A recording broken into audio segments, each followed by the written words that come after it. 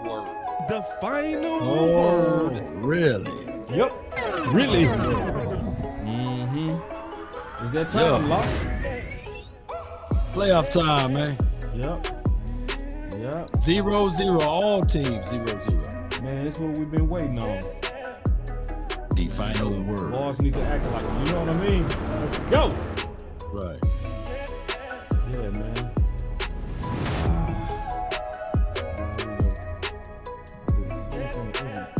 But it's all good. Yeah, man. As the room fill up, if your team is in the playoff, let me see a blue heart in the chat. Right. Yeah. Let's see that blue. The final word. No. And if your team getting ready to win in the playoffs, let me get a heart. And let me get them flames. Yeah. Yeah, we gotta set it right, man. I'm sick of this. Oh, yeah.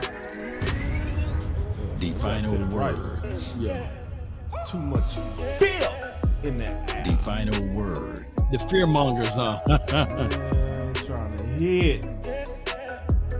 I ain't trying to hit, man. Getting ready to beat them. They wounded. Let's go. They wounded. We got everything that it takes.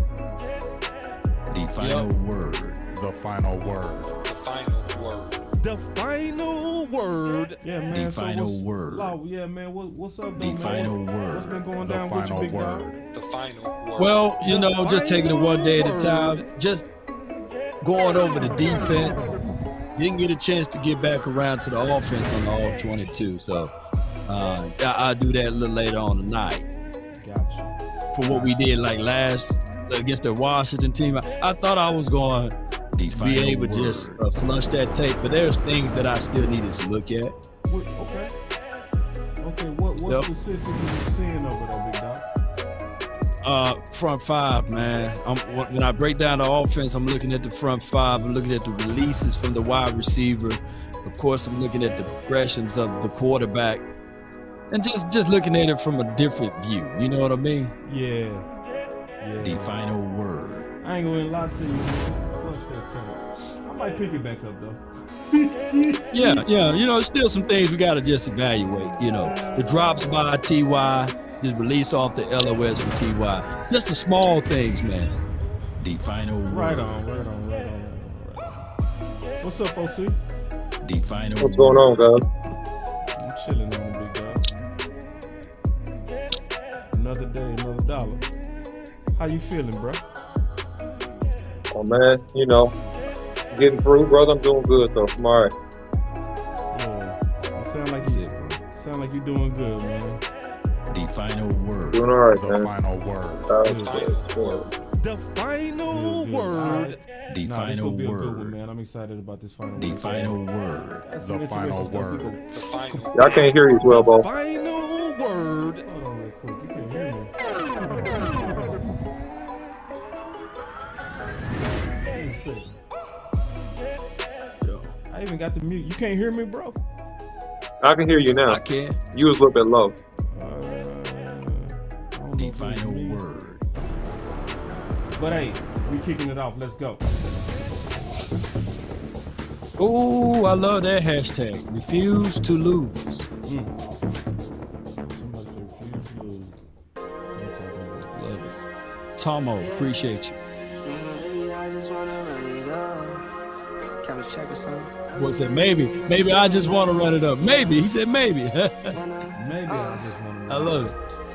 I've been really in the field, love the rush, I love the feel. Lately, I just Yoga wanna fire. run it up. Don't need Oh, no he said ticket, lately. make the Yeah, deal, lately. have to take Yeah. it to a meal. Lately, I just wanna run it up. Take it to a meal. Count a check or Final something. word. Lately, Let's I just go, wanna man. run it up. I see y'all in here. Count that too, count it up. I Count it see up, count y'all it in up. Lately, I just wanna run it up. That's Kerry. It's Kerry. Them tens, I need that change to the safe, got blues inside. Greens and Sir. beans, it's all the same. I still save and roll my change. Take some losses when I Yeah, play. Charge man. it to the Get game. down or lay I'm down. with L, yeah, I'm with My boy T-Mac, Trey I'm say, with Rabbit now. best I'm with Cowboy Bay, I'm with show Jay, on yeah, I'm with YouTube. Chuckin' now. You Still ain't the lying. same, now Salute. switching sides, now it's about You ain't loyalty. lying. That's what I love to hear. For the bag, Let me hear that.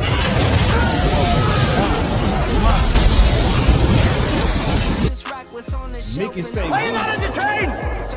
Are you not entertained? I'm entertained. Yeah. I do.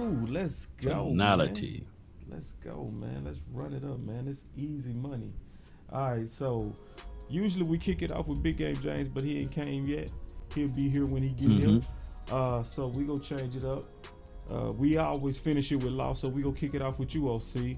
Everybody obviously want to get some, I guess, final words on the game where we can kind of finish that out.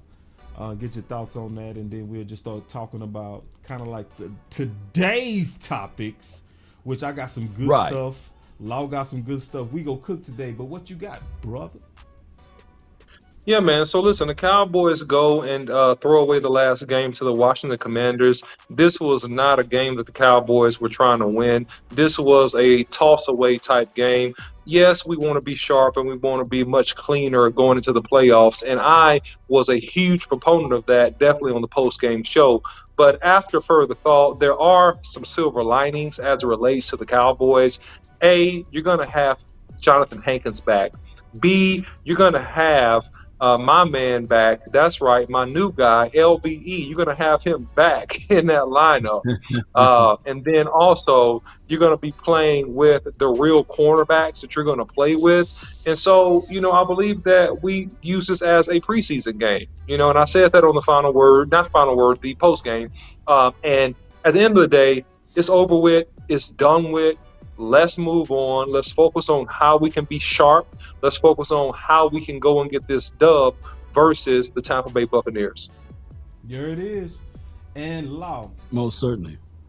Man, most certainly. This game, the final game of the year, when we look back at it, we can say to what OC said, maybe it was a preseason game. They were just running packages and not really trying to play up to par. That's what I would like to believe in, and hopefully we can iron out some of the things that we got a chance to see from some players like Tyler Cole, like the Trayvon Mullen, and like the other snaps of guys that we got a chance to see that probably will not play in this next game. So good, man. Preseason game. Hey, I look at it like this. Actuality, it hurt the Washington. They may pick deeper down in the playoff, in the the draft time now. They probably hurt themselves, right? Yeah, and real quick, as far as draft order, that's what I meant to say. Yeah, and appreciate the super chat, Mickey. Really appreciate it. She said, "Boss, we got Mickey to wipe the slate clean. Go get the dub." Yeah. And listen, I'm gonna be all the way honest. After digesting everything and just taking my time and looking and listening, bro, it's very, very. I'm gonna be honest. Now I see. Listen, I'm gonna just tell everybody straight up. I'm not gonna BS y'all.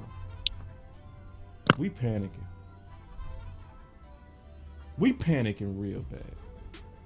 So I'm gonna play something. Then we go talk about it, and y'all gonna see what I'm talking about when I say panicking.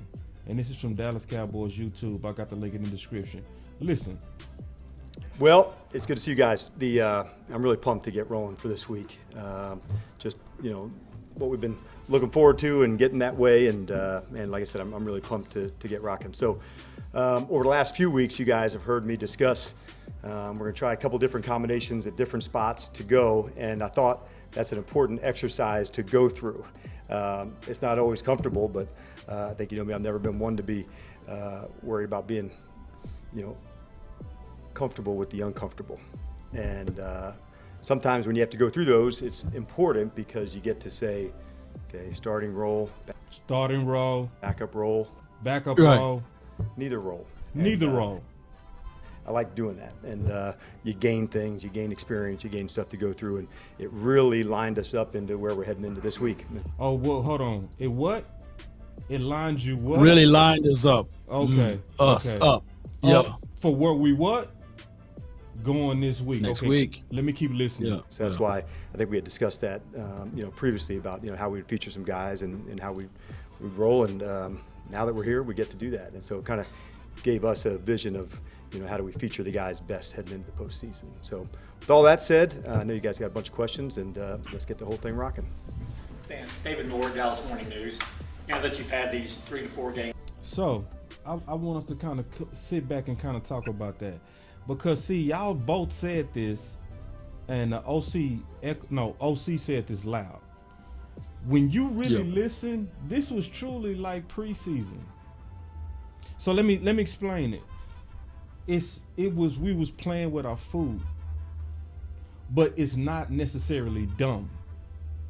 Dan Quinn them was more so, in my opinion, looking at this as a tune-up game to figure out which one of those corners was gonna work under the lights. And if you listen to him closely, he literally said that he been doing this for 4 weeks. Let me play it real quick. Give me 1 second. Here, where do you stand at that corner opposite of Trayvon, as far as how comfortable you are with how you can manage that position? Yes, and I do. I felt, like I said, it was really important to go through different people, different combinations to how to go.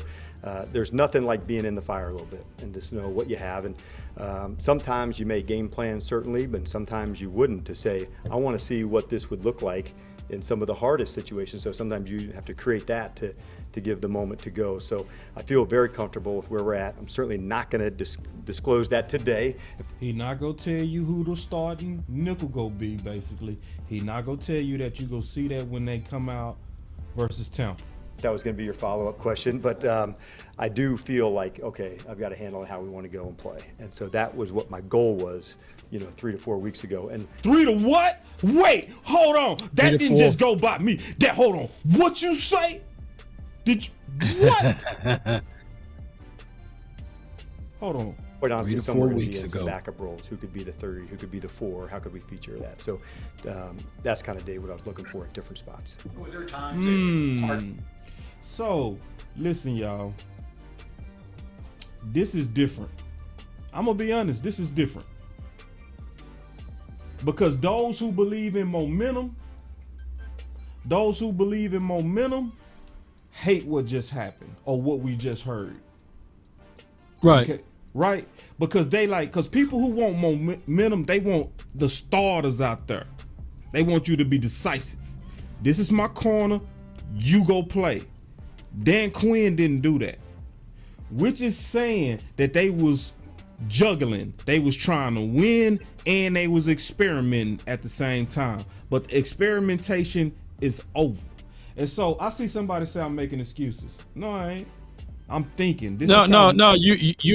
You explaining. You're not complaining. You explaining the situation, and you got context to it. Let's say this, for example. Last season, we finished the season out with 2 blowouts on our end, right? We blew the Washington team out 56 to whatever, and then we blew the Eagles out 51 to whatever. Those are the 2 points that we scored last year heading into the 49ers. We had a lot of confidence. So let me ask you guys this. Dan Quinn might have looked back at that and said, okay, the offense were able to put up 50 points. The defense were able to hold both of those teams under 22 points or something like that.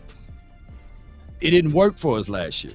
We came in too confident. So now we look back at it a year removed, and now we just trying to make sure we tinker out everything. Now, from a fan base and from a fandom, I want to win every game. I don't even let my daughter beat me in dominoes. You see what I'm saying? I'm telling baby, you're going to have to learn the hard way, right? That's just me. That's my psyche. I don't like to lose.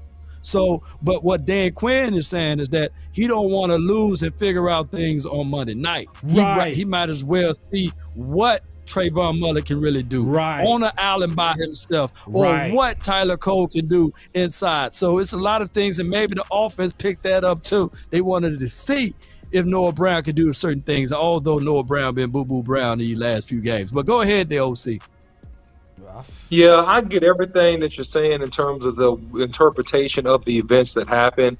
The thing that I'll just jump off, since that was the last thing you said, the Noah Brown thing. If you don't know what you got, Noah Brown, you are out of your mind. Noah Brown is a third or fourth wide receiver. We don't need to experiment with Noah Brown. You know who should have got those balls? T.Y. Hilton. T.Y. Hilton should have got those balls thrown into him. If you go chunk it into double coverage, chunk it up to T.Y. Hilton. Let's see if he can come down with the football. We already know what we got there. So at the end of the day, I understand and I respect the addition in a live situation with some of these cornerbacks and even Jabril Cox getting some more play time, right? I appreciate those things. But, however, on the side of momentum, and I'm going to argue for those that want momentum, and I tend to be more of a momentum guy, but I understand the fact of what he was doing. And momentum, I think, is delicate. It's hard to get.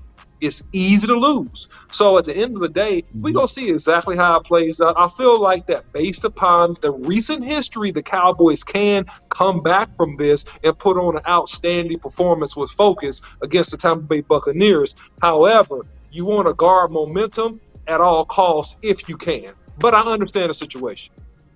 Well, let me ask you this, though, OC. Oh, my bad, boss. But let me ask you this, OC. Didn't you learn from this game? I know you learned from this game that you have to know with your heart that my guy Jason Peters, he may be good for 25 to maybe 30 snaps, but from your eyes, is he good for 60? I think that Jason Peters overall did a solid job. I think that, he's better suited as a swing.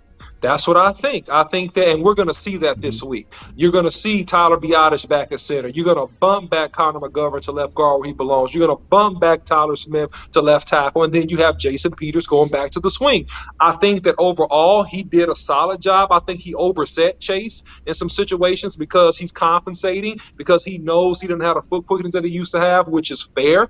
But at the end of the day, I think he's best as a swing. If he has to do it, I think that he probably could, but he's going to be best and optimal as a swing. And I want to say something too about what Dan Quinn said, and just using my common sense. All right, and Law, OC, tell me if I'm tripping. I know y'all gonna be very balanced. Okay, don't take it easy on me either. All right, I'm cool with being wrong on this, but this is the deal. I really feel like it's impossible to communicate two messages.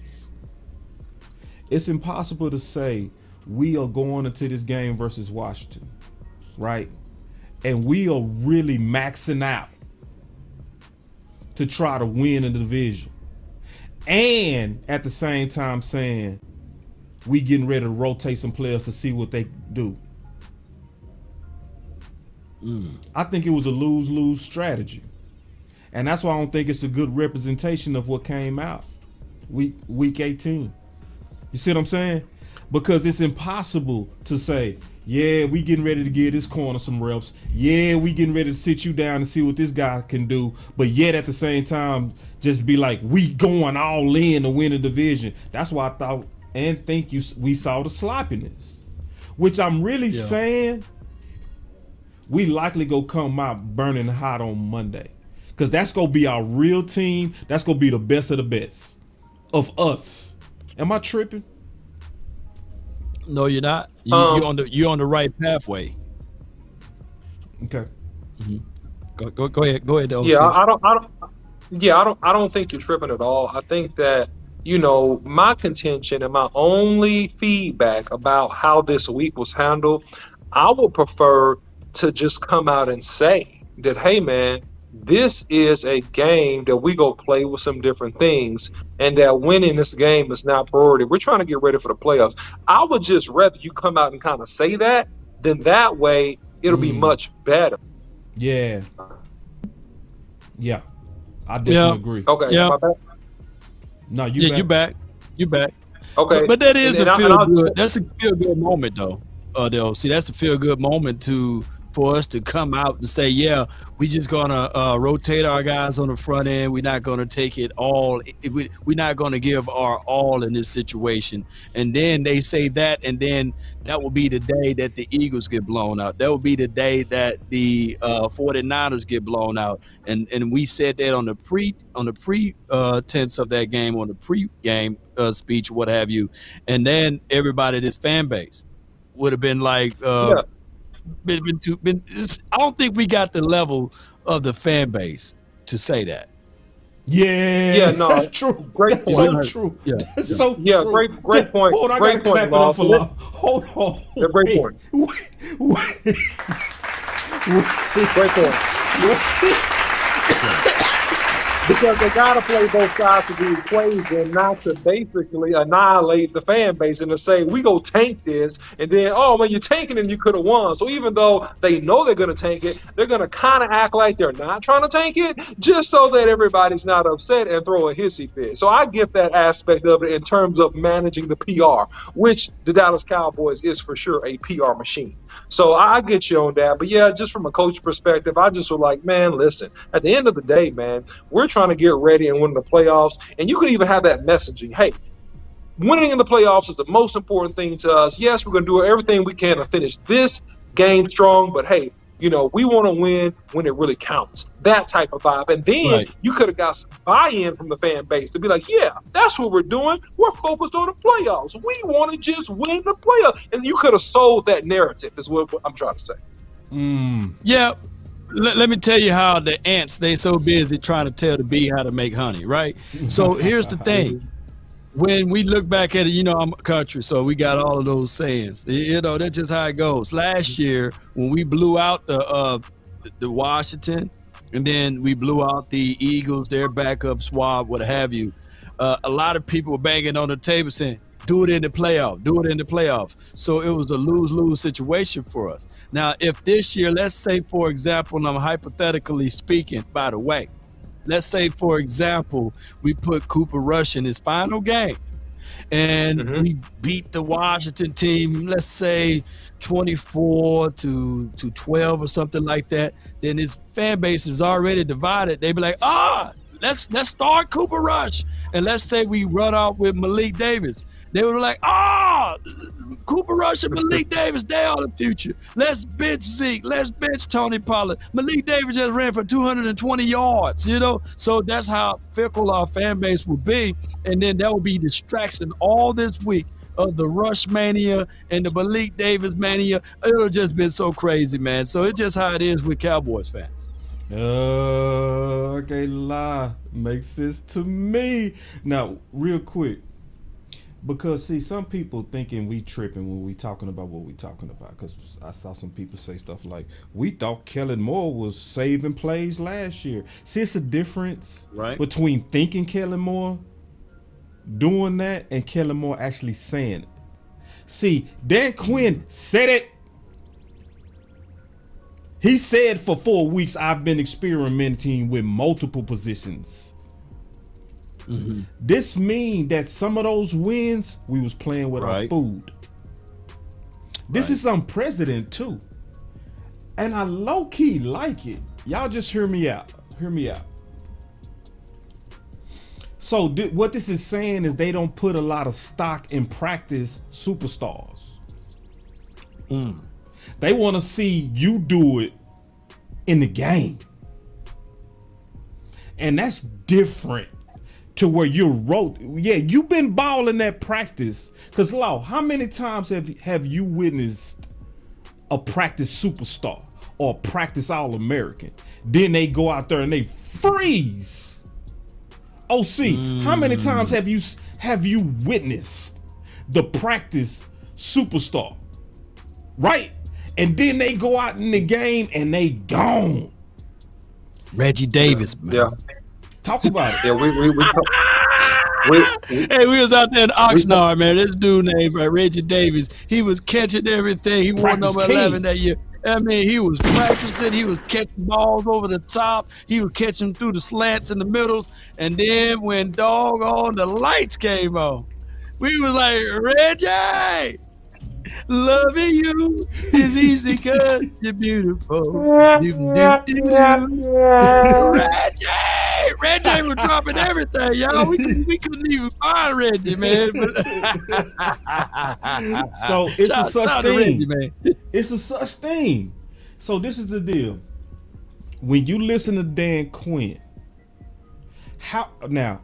I'm gonna just listen. If you already a super negative Nancy Cowboy fan that just want to be mad, you ain't feeling me right now. You ain't feeling Law. You ain't feeling the OC.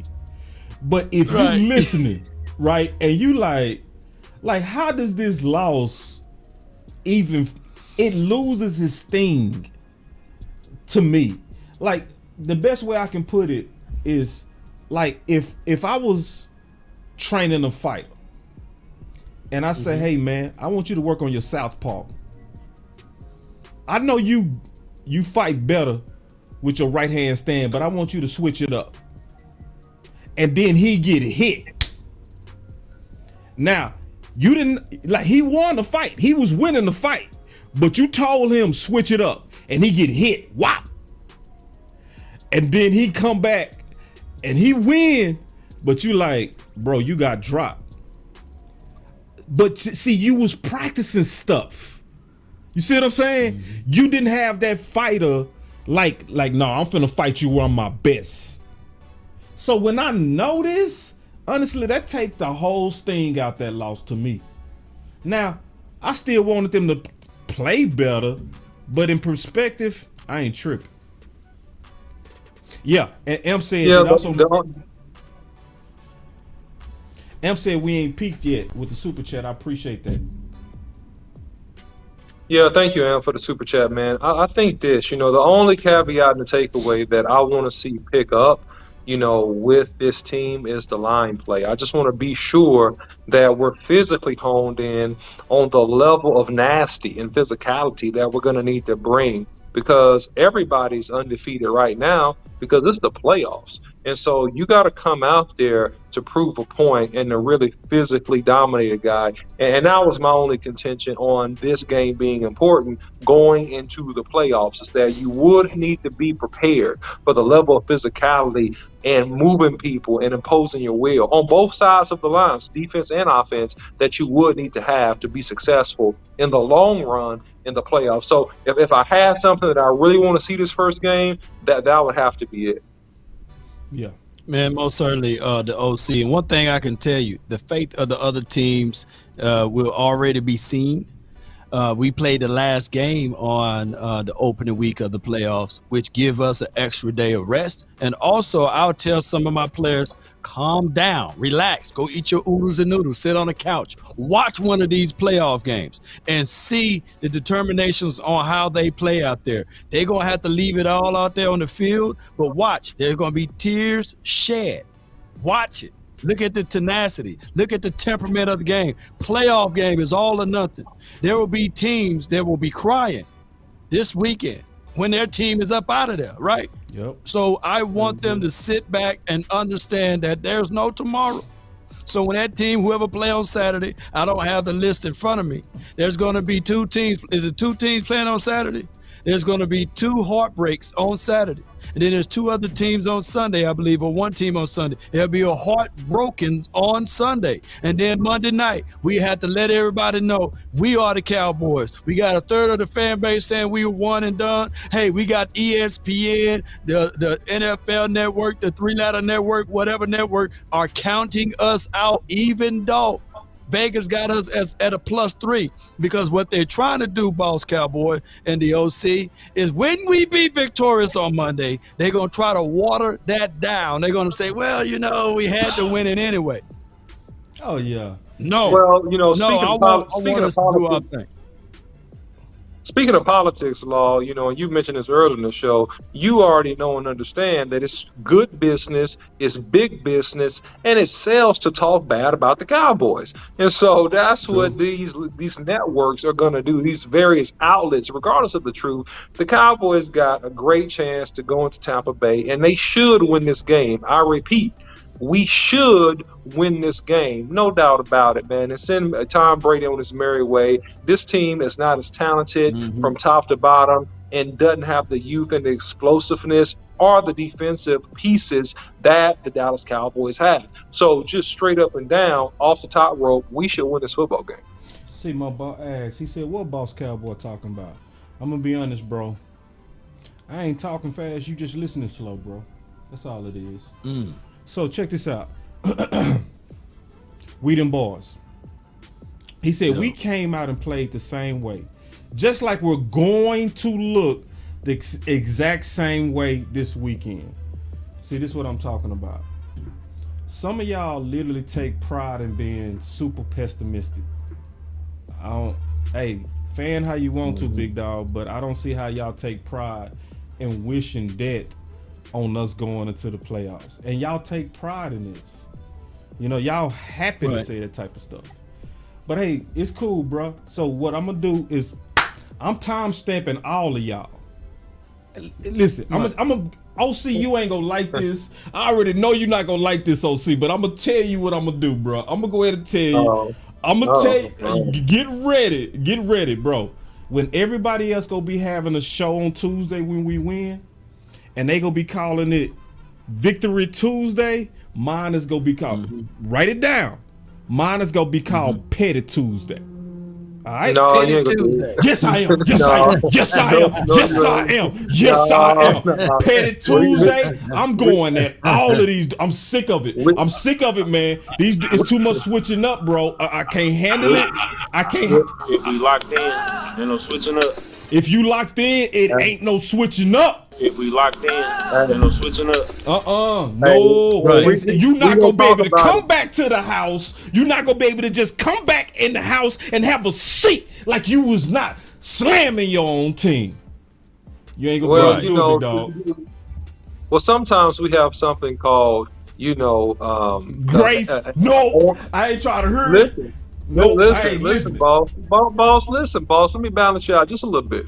All right, because sometimes you do have trauma, okay? And so when you have trauma, you have to recover. And so a lot of these fans, these Dallas Cowboys fans over the last 20 some odd years, it is. They have trauma because if they see signs of weakness or signs of any regression, they immediately revert back to the worst case scenario on what could happen, right? And so what we got to do is look at, and I'm telling people this, short-term history, so that you don't overreact and revert back to the worst possible scenario just because you saw something that you didn't like. So that's it, man. That's the whole thing here, man. And one guy said, if we lose, what do we do as an organization? Well, we're not going to talk about that. We're going to talk about that next week once we get the dub and we advance, because we go give the whole NFL, the whole nation, the game that people really want to see. And they really want to see us play Philly in the playoffs. And that's what everybody wants to see. And we go give them that game, and it's going to be historic. If we locked in, ain't no switching up. Y'all listen, get ready for Petty Tuesday. I'm just letting you know, get ready for Petty Tuesday. See, this is the deal. Y'all think y'all can actually come in here and try to ruin our optimism, and you think boss not gonna give it back to you? Boss is gonna give it to you double. Because on the week to where we all supposed to be locking in and not switching up. If we locked in, ain't no switching up. Y'all switching up. And then y'all doing it in the presence of our enemies. Oh, hell no. Let me address Andy real quick, because we keep on firing it up in the chat. So, Andy, I'm going to answer a question in brief. If the Cowboys were to lose, I care about how the team lost. And what do? We just try to get better as an organization and add better players, cut the weak players, add the better players, and you move on and you keep the same coaching staff and you give it another go next year. That's the simple answer. That's what you do. You're not going to overhaul nothing. You're not going to fire Andy Reid. You're not getting rid of Dan Quinn if you can avoid it, if he don't get picked up by another organization. You keep the same org, you cut the weak, and you get stronger players. That's what you do. Yep. Yeah, and here's the thing, though. When people utilize the terminology of diehard fans, right? The word die means that you die for it. You know, you don't run from it. And when you use the terminology DC for life, that means you locked in for life. That means you in solitary confinement. You know what I'm saying? You don't get a chance to get outside of here and start looking at other things. When Jackie Smith dropped that ball way back yonder, you know what I mean? And that was it the Super Bowl. He wore number 81 and he was wide open. The ball hit him in between the 8 and 1. Right? Right. Of course we lost that game. But I didn't hear a third of the nation that, oh man, get rid of Roger. You know what I'm saying? You know, hey, we had this dude, Tom Landry, for 30 years collectively. I'm just speaking collectively. Could have been 29 and a half or something like that, or 28. But I'm going to just use 30 years. We only won 2 Super Bowls. 2 Super Bowls, boss. 2 Super Bowls, the OC. So there was 28 years of disappointment. Where were y'all? You know what I'm saying? Or are y'all sometime and say, I'm only rooting for that team for the 2 years? Come on, man. Y'all got to contextualize everything. Right. This is supposed to be die hard. You know what I'm saying? If you're a casual fan or a fickle fan, then okay, you can say that. You can say that. You can get that. You can have that pride of being just a fan. But us three right here, man, I can't say the other word. Man, we die hard, baby. We're going to die hard. We're going to stand on that hill. What? We're going to stand on that hill, baby. And we're going to root for this team. And anybody wearing Tampa Bay stuff, man, they're going to have to claim they set around here, baby. Because you can't walk around our streets talking about that you rooting for Tampa Bay Buccaneers or you rooting for, my God, Tom Brady. No, we're going to break Brady. That's how I'm looking at it. You step on my set, baby, it's time for us to roll up, baby. Let's do this thing. Let's roll up. Man, pull your strap on, man. You better kill me. You know what I mean? Man, come on, baby. Man, Grandma Fofo, you and your kids won't grow. Your kid, your whole generation, baby. Hey, man, one of y'all got sickle cell over there. Come on, you know. We got half the Cowboy fan base already declaring we getting ready to lose. Yeah. Man, let's go. Man. See, and let me just be honest. I'm gonna be all the way honest with y'all. If you upset because it's been 27 years since we had a Super Bowl appearance, I understand. But see, to take that standard and be like, we have a new low standard of one and done, bro, that's just not true, bro. I ain't gonna let y'all. That's not a. Listen, we won in 2014 a playoff game. We won one in 2018. All right. And listen, if we go be mature, we really should be looking at this by errors, not by 27 years. Because if you look at it, it took us 18 quarterbacks to get to Romo. Think about that whole period of purgatory. 18 quarterbacks to get to Romo. So you telling me we that trash? Are we that womp womp? Got a super chat, Cowboy.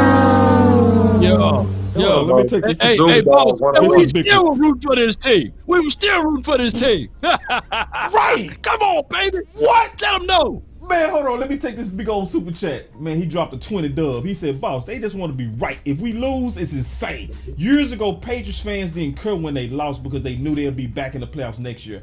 How come our fan base don't have that energy, man? We are the new Saints with the bags over our heads. That's why. That's what we are now. We become, because think about it. It was 18 quarterbacks to get to Romo. You didn't have to wait a second to get to Dak. You didn't have to wait a second. And if you judge it by error, the Will McClay era is on a steady incline. Break it down, bro. And the Will McClay era started in 2014. You just lost your patience. You acting like we still waiting 18 quarterbacks to get to Romo. We ain't waiting for that. We hitting home run after home run after home run after home run, and we always every other year at least in contention. You can't keep swinging at the ball and not hit it. So if you're a mature fan, stop talking about the wife that left you 27 years ago. You got you a whole new lady, and you taking it out on a new woman. You tripping, dog. From a psychology reference, that's displacement reinforcement for those who don't know. I do a little psychology. Hit him, Law. Yeah, right there with that. Say that. I'm the Say double it. psychology Say major, it. Law. Go ahead and hit him. From Law, the psychology with the college word. aspect of it. Yeah. That's displacement reinforcement. Let's go with it. Yeah. Yeah, man. And that's why. And since we on psychology, Let's go. You know what?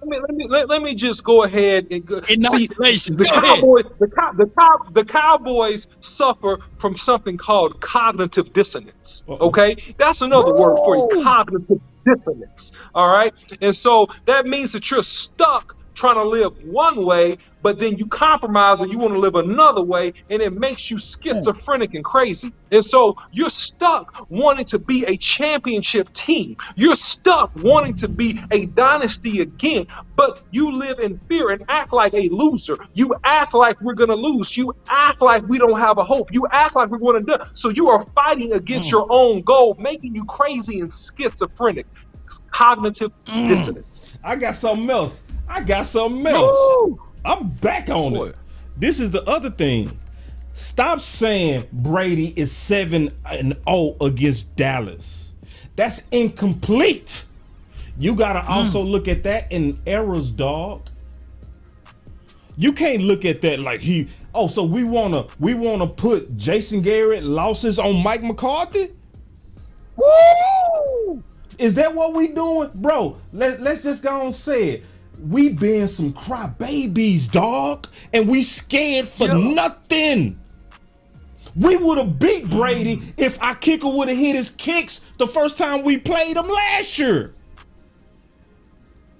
We would have beat Brady if Kelly Moore would have ran the ball when we was averaging 5 yards on the ground with Zeke. He ain't man, it's 8 teams that beat him this year. All right, man. All right, but hey, hit your super chat, Boss Cowboy. We got another one. Okay, I see it. Yeah, I see it now. All right, let me catch it. So he said, shout out Sadiq. I'm gonna hit you, Sadiq. Well, thank you so much. He said, Boss Law and the OC spitting. Matter what the fake fans and the haters say. At the end of the day, we winning. We sending Brady to retirement, bro. We getting ready to send that dude to retirement, dog. Matter of fact, for all you Cowboy fans, we them boys. See your name, we them boys. Put $100 that we getting ready to win. Bet money right now. We getting ready to win. Bet $100 right now. I'm betting we getting ready to win. Put your money where your mouth is. If you so certain we getting ready to lose on money, bet money on it, homeboy. I bet you take that name off, homeboy. You know what I'm saying? Yeah, we them boys. We them boys. Bet $100. He ain't them boys, man. He perpetrating with that name over there, man. I bet he don't. If he was out here on the streets, we'll take that. We'll that take bet that go for name anybody. from you, fam.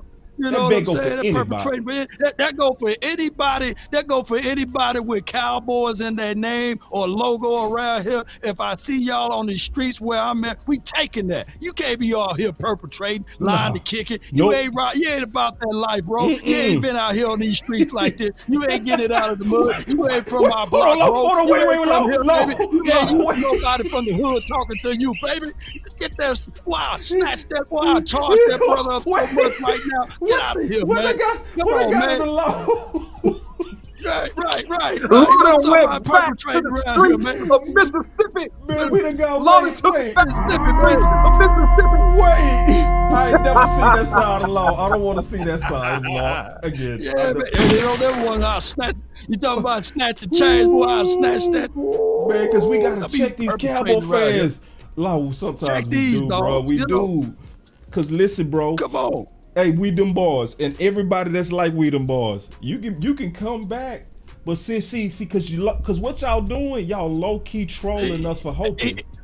You don't think I'm gonna get you back for that, dog? Make a video. Tell old boy make a video. Don't be out here keyboarding. Come on, make a video so we can cut you up like a Ginsu blade. Come on, baby. Man, don't be out here keyboard thugging, baby. Come on.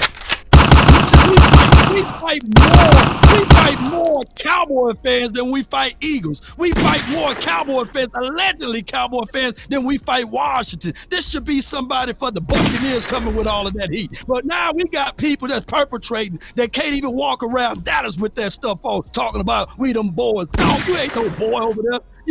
I ain't gonna call him a girl, but you something else, man. Come on, you perpetrating. Get off our block, baby. We want everybody around here representing with real stuff over here, baby. Come on, man. Come on. He a fickle fan. Fickle fan. We them fickle fan. That's what he is. Man, let's go, bro. Because take the license plate off. Hey, yeah, come on. Take the sticker off the side of your car. Yeah. Throw away your hoodie. Throw away your hat. Throw away all your jerseys. If you go turncoat at this point, that's what you're saying, bro. Man, that's exactly what Law said. Because you cannot act like that. You can't act like that on. Not this week. Not this week, boy. What's wrong with y'all? This week? He ain't got no heart. Oh no, Kool-Aid. Heart pumping Kool-Aid. His heart. Hey, he get locked up in the jail cell. He gonna be that boy that bent over. That's what he is. Because he gonna bend over to Tom Brady. That's what he said. So he don't even put up a fight against Tom Brady. He just gonna bend it over. Just get that clown buster wide open, kiss him on his mouth. That's who he is. You know, that's who he is. Anybody who said one and done, they ain't ready to fight. That's just what it is. Let me give a shout out. Let me give a special shout out to my Cowboys family, Boss Cowboy. They in the building. He said, "What's up, fam?" A lot of fans want to be realistic because Kellen Moore is so inconsistent. If we play like we played in the Vikings game, we'll kill Tampa Bay. All right, that's what they say. But if like the last 2 weeks, no matter what, go Cowboys. So, what y'all thoughts about that? See, that's different. That's logic. That's different. See, when you say if we play like we played against this team, then we go lose. No, I ain't fighting nobody that say that. I'm fighting all the people we getting ready to lose. Those are the people that I'm. See, my Cowboys family, they said it exactly right. If we play like this, we go get this result. But if we play like that, we go get that result. Nah, I'm cool with that. Right. And none of us got no problem with that. So yeah. Because right now, Shaq come through this door. I'm guarantee you, y'all gonna be like, man, Law gave him the first few licks until this happened. It worked. As big as he is, I'm gonna give him the first few blows, but I ain't just gonna lay down and say, hey, come take it. No, I'm gonna give him everything I got. So that's what I want Cowboy fans to do. Those who are really riding with the crew, those diehard Cowboy fans. I'm willing to want them to be like, all right, as much as big as this dude is, I'm gonna give them my all. Before they say, hey, man, he too big for me to fight. Right. Nah. Exactly, man. Let's but to transition a little bit, when you guys get ready, boss, we can get down into the nitty-gritty of exactly why and how the Cowboys are going to beat these Tampa Bay Buccaneers, because that's what I can't wait to get into, because we go lay it out and we go give all the haters a real plan and show you why you wrong for the doubt. Before we do that, I got to get to a little bit of drama. All right, because I do sense a major risk that's trying to attack the Dallas Cowboys. It's this narrative of first downs and running on first downs. I'm going to let y'all listen to it. We go talk about it. We go break this down. Here we go. This is coming from 105.3 The Fan. Listen. It's called design run plays 58% of the time, which tied the Niners for the highest percentage among your playoff teams. The Niners obviously do it quite well, and you have not. Dallas is... Hold on. Let me fix that. I got to fix something real quick. Give me 1 second. You know about flying them planes. That's what we got to do. Oh, yeah. Put the propellers on it now. There we go. 4.1 yards off those first down runs. How are they this bad on first down? First of all, is 4.1 yards bad? Nope. He don't understand football. This guy. Wait, don't kill him. Don't kill him. OC, don't overkill him, dog. No. You know, I have a low tolerance for ignorance. I'm sorry. Let me be nice. Yeah. I don't like ignorance. I'm sorry. Wait. I'm just talking about the original statement. Go ahead and play it. I'm gonna be patient. I'm gonna let him finish. All right, let me get. Hey, one more time, like one more. Slap it around, man. One more. That's level. 4.1 times 3 is first down. Come on, man. Wait. Simple math, Law. Simple math. 4.1 is bad on first down. When? All right, hold on. Let me. Maybe meant 2.1. Let me keep going. And you have not. Dallas is now ranking, averaging 4.1 yards off those first down runs. How are they this bad on first down? Okay. That is 11th out of the 14th playoff teams. Who cares? Shit, what they average? I don't. Who cares? What they averaging though? What they You averaging? getting 4? You're grabbing at straws. You're grabbing at straws. This is scary. All right, this is called grabbing at straws. And this is scary. You want to be contrarian to look relevant when you don't have any good points. You want to be contrarian to look like you're relevant when you have no valid points. You can run the ball 3 straight times, and that is 12.3 yards added up. That is a first down. If you do that approximately 8 to 9 times, that will turn into a touchdown. That's if you start at the 1 yard line, by the way. Bro. All right. So this team that was running incredibly well through about the first 10 weeks is now one of the worst, especially on first down. They are then 13th out of 14 when it comes to passing yards per play on 1st and 10. They are at 6.1 yards per passing play at least, but amongst the playoff teams, second to last. So, they're struggling on first down a lot. I guess I could live with more of a 50-50 split. That would be the answer to me. Let's just make it 50-50. We're getting more on the pass. I think we're doing enough providing deception of running, but considering how bad the running game has been, I think right now you hope for a low-scoring game, but once it gets out of control, you can't keep running. You're going to have to end up passing this ball a lot and hoping the aggression pays off. But I don't know what the solution is and what the explanation is on how a team that is so good across the board in season-wide analytics and counting numbers, they're pretty dang bad on first down now, Chiafalo. Do you find any wisdom or answers in what you're looking at over there? Well, and see, this is the worst part. No. I'm sorry. If you go talk about analytics, Law, what's the analytics of us running the ball 30 times or higher? Oh my gosh, man. I lost that stat. It's a win. It's more probability of winning than losing. And on top of that, you're going to get that TOP too. That's time of possession. Right. So you're going to win that. So hold on real quick with the super chat. Boss, remember when I told you our negative narratives coming from within our organization? Yeah, and see, Mickey, you got a point. See, because I noticed something. I put it on my Twitter. Why is this message also coming from the Cowboys? The Cowboys putting this out too. Did y'all notice that?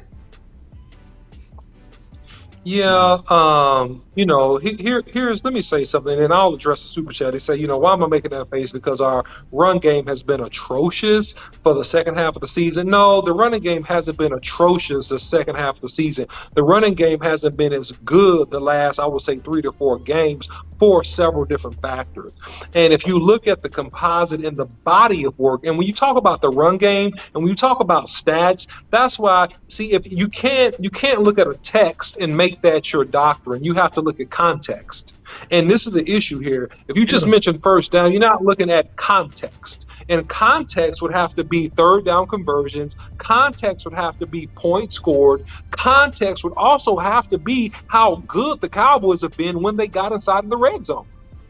Okay, overall, as a statistical data point. And so if you just want to throw stones and you want to be a person of controversy to say we're not good on first downs, okay, great. The Cowboys can be better on first down. But aren't we the second leading offense scoring in the entire NFL? Is that true? Right. Yeah, is that true? Right. So you have to, again, give context, right? You can pull anything you want to make a point. Thank you. Wait a minute, though. Can you pull that back up for me, please, por favor? Dr. Shannon Duncan, thank you for the $19.99 super chat. We appreciate you. My goodness, and we're gonna go through all of the super chats once we get finished. I appreciate those who supporting this channel.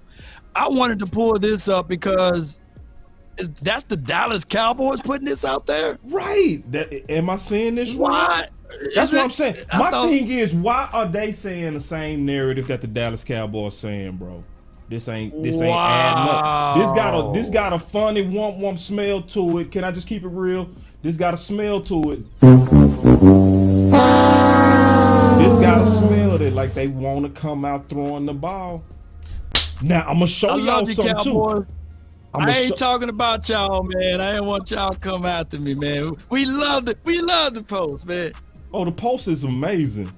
Post is amazing. Like, you know what I mean? Just keeping it real. I love y'all enough to tell you the truth, Cowboys. Right. I love you enough to tell you the truth. This is the destructive, scary narrative. I'm going to prove it by the data. See, because when you just talking about first downs and not talking about series, you missing the whole point. And I'm going to show y'all too. I'm going to show you the play-by-play. Give me 1 second. We got to send a super chat. He said, I would love to see Mike call plays Kellen out of here playing Madden and honestly put Parson back to linebacker. Absolutely. Everything you said is pure facts. Now check this. That came out from the Cowboys. It did. And then the fans saying it. I'm like, what's going on? What is going on?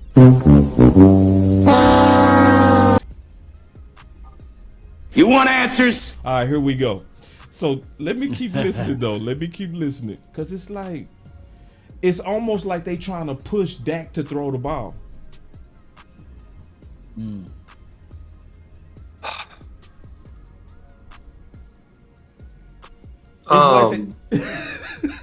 It's right now we didn't hear you.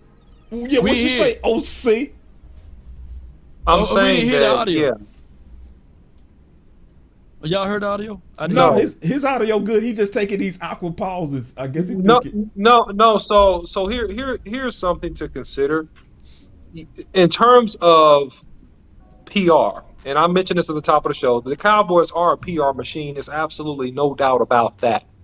However, the narrative to get a vote and basically a bead on what the fans want, so to speak, about putting it out on Twitter is uncalled for and it's inappropriate. You need to stick with the formula that's going to make your team great. And we preach this all season long. The formula that makes this team great is really setting up the pass by the run, using play action pass, controlling time of possession, letting your defense be fresh so they can be elite, taking advantage of scoring opportunities, thus getting some type of lead in the game and forcing the teams to have to pass so that our best athletes can pin their ears back and attack quarterbacks, and hopefully they make bad decisions and we become opportunistic.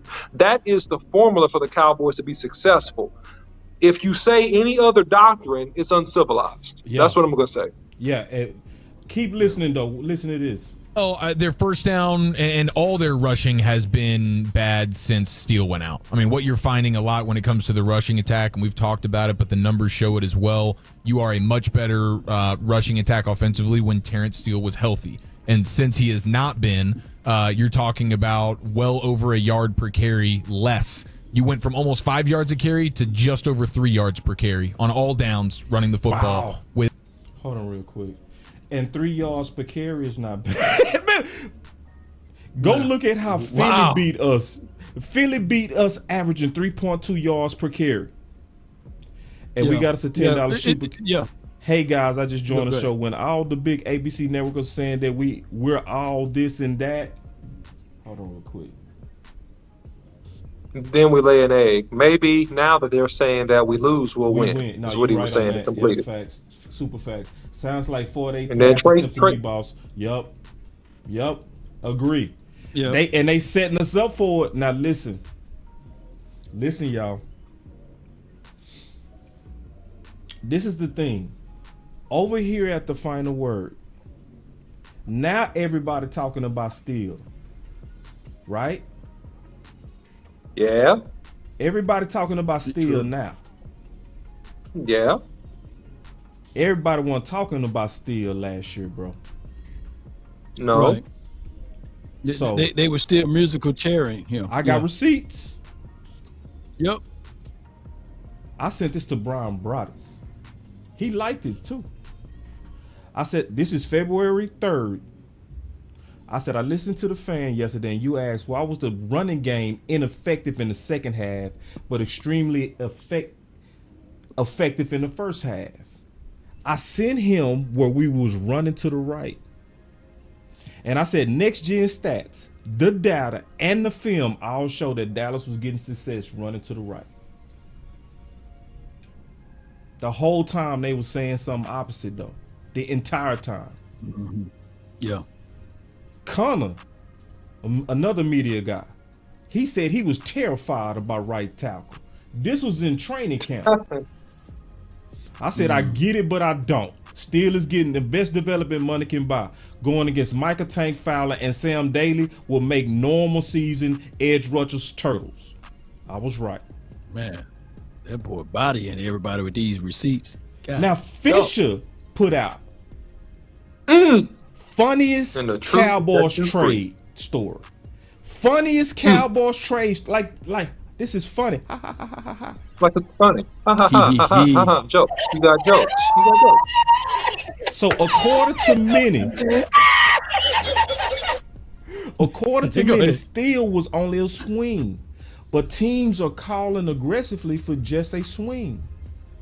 I've learned in 2021 to not trust other sports takes even more. And I mean that.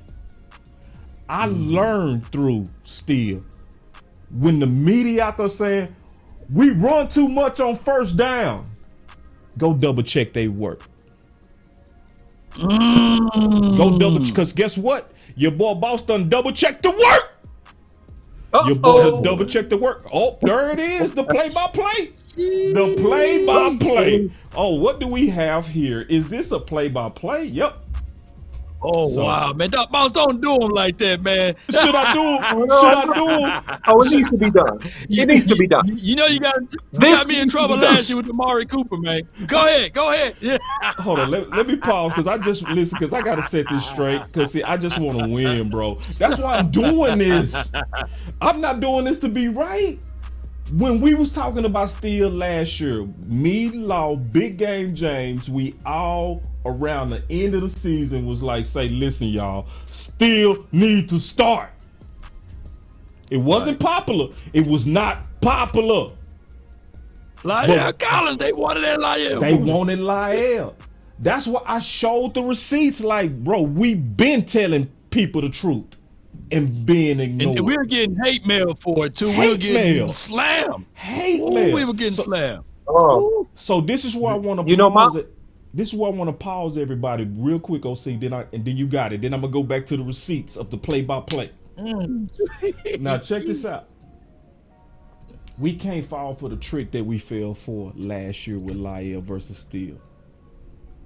Let's be honest. A lot of us got caught up in trying to be right. We got caught up into tribal wars. We got caught up in our own egos. So let me first start by saying I was wrong on Steele before I was right. So I'm just like anybody. When I first was preaching about Lyle versus Steele, I was saying Lyle was better. But then the OC and I said, man, let's double check that. Double check that. And when we double checked, we came out like, so all of us gonna be wrong sometimes. So let's start there. Right. That this ain't about trying to sully anybody's brand or trying to make anybody look bad. This is about us bringing our voices together to talk about what we need to do to win.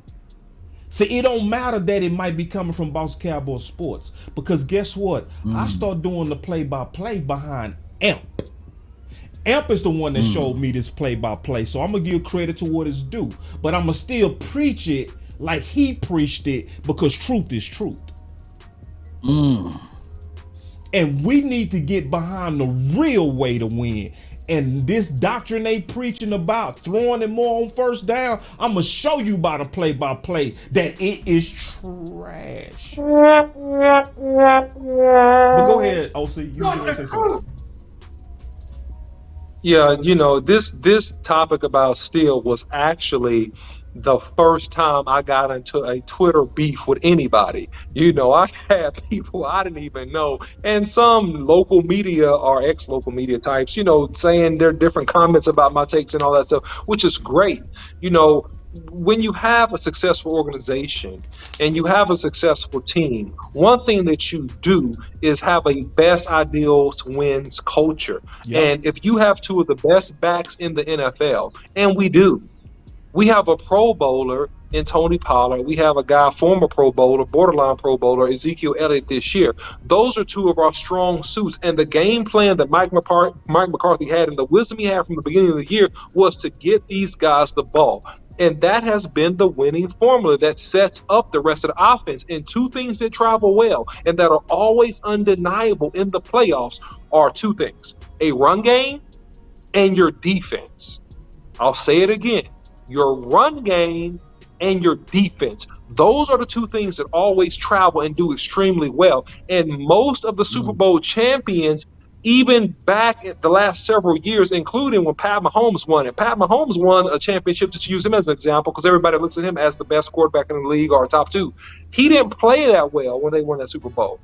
It was on the back of how effectively they ran the ball that they won the Super Bowl. So you got to bear in mind how to control and win football games. And we can't get caught up in the hype machine. We can't get caught up and get befuddled, get tricked, get hoodwinked at this time. Yep, we can't Stick get hoodwinked with the script. And we can't get into tribal wars. Right. It's the wrong time to, because listen, I already know Law is the Dallas Cowboy favorite YouTuber. I am one too. OC one too. But see, the problem is when people watch us, when they hear Law come out with it first, they don't want to say it because they know we go get credit.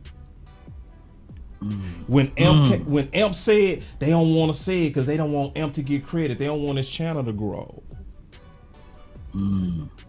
When it comes from me, you see, we can't get caught up in that. This would be the time we need to lock in on what's true right now, this week. Forget who go get credit right now. Forget about that. Let's go to the truth. This is the truth. Here it is. So you heard them all talking about. We need to throw it more on first down. And see, and listen, and this is the thing. Before I get into this, I'm gonna show you this game today. I'm gonna show you all the losses tomorrow. And they go all have the same thing in common. Same thing. Same pattern. It's going to be the same thing. Whenever we throw two consecutive times, we generally punt it like 90% of the time. Want the truth? See, they'll tell you about throwing on first. But see, talk about the whole series. Not just, oh, they threw on first. No, tell me how the whole series went. What's the key word, boss? Context. Context, baby. Give us the context. The truth. All right. Yeah. We got us a super chase at boss. Have you guys talked about who will be on the online? Yeah, we'll talk about that. We'll throw that in there real quick. But okay, so this was the first down that we got, and this is how the game started. We ran Elliott, and what happened? It led to what? 3rd and 5. Is 3rd and 5 a manageable third down? Extremely. Yeah. Extremely. You generally want 3rd and 5. You really want 3rd and 4, 3rd and 3. But 3rd and 5, you cool. And we threw it to Noah Brown, got 10, converted. So now they were saying we don't throw it on first down. What we do right here, we threw it on first down. We ran the Pollard, got 5. Okay. Then it was 3rd and 5. On this one, we didn't convert. We ran Pollard again. He got 3 yards. We punted. All right. So that time, the run game did not work. Cool. All right. So now let's go look. We came out again on first down. They say the problem is we not running on first down. What we do on this first down? Pass. Incomplete pass. Yep. And then what happened after that? We ran Pollard. Then we passed. What happened? Sack. Punt. Rightly divided, boy. You are rightly divided. Boy. Yeah, listen, bro. We gonna go through each one of these, bro. Oh, they say we weren't running on first down. They say we weren't throwing on first down. They say, oh, we need to run it more on first down. What did we start this drive with? Pass. Then what do we do? Run. Okay. Then he had to scramble because it was pass and punt. Mm-hmm. Man, what the truth? I'm keep hitting it every time you do it, fam. Now this one started with a run. Cool. But it was 1st and 10. We got 4. What we do, we come out pass. We came out pass and interception. Let's go to this one. What the truth? So this one, I'm killing them, baby. This one, get them, man. This one, we started off with the run. Balls. Huh? That's 3 yards. Go ahead. Yeah, we got 3 yards. Then we got 2. Tackle by a guy. Okay. 3rd and 5. That's manageable. That was the incomplete to Michael Gallup. We punted. The run game didn't win that time. Cool. All right. Let's go here. It's a punt series, yo. Yeah. So we start this off with the run. But see, what you go see is, this is what you go see. You go see one run, consecutive passes, and punt. It's going to be the consistent pattern. We started it off with the run. We had 2 consecutive passes and punt. All right. And when you look at the touchdown drive, this was all passes, but also keep in mind what happened. This was 2 minutes. Right. So that's going to be a pass. And we understand that. All right. Now it gets crazy. Here we go. Boss, you killing them, man. That boss, man. God dog, man. You telling too much truth out here, man. But you're a marked man, man. But look, this is crazy. Now watch this one, Law. It started good. We got 5 yards off of Zeke on first down. But remember, it was holding. All right. So then it became 1st and 20. Twanky. That fool Kelly Moore ran the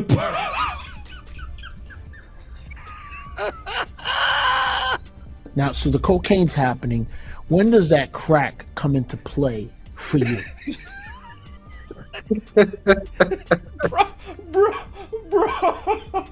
Bro.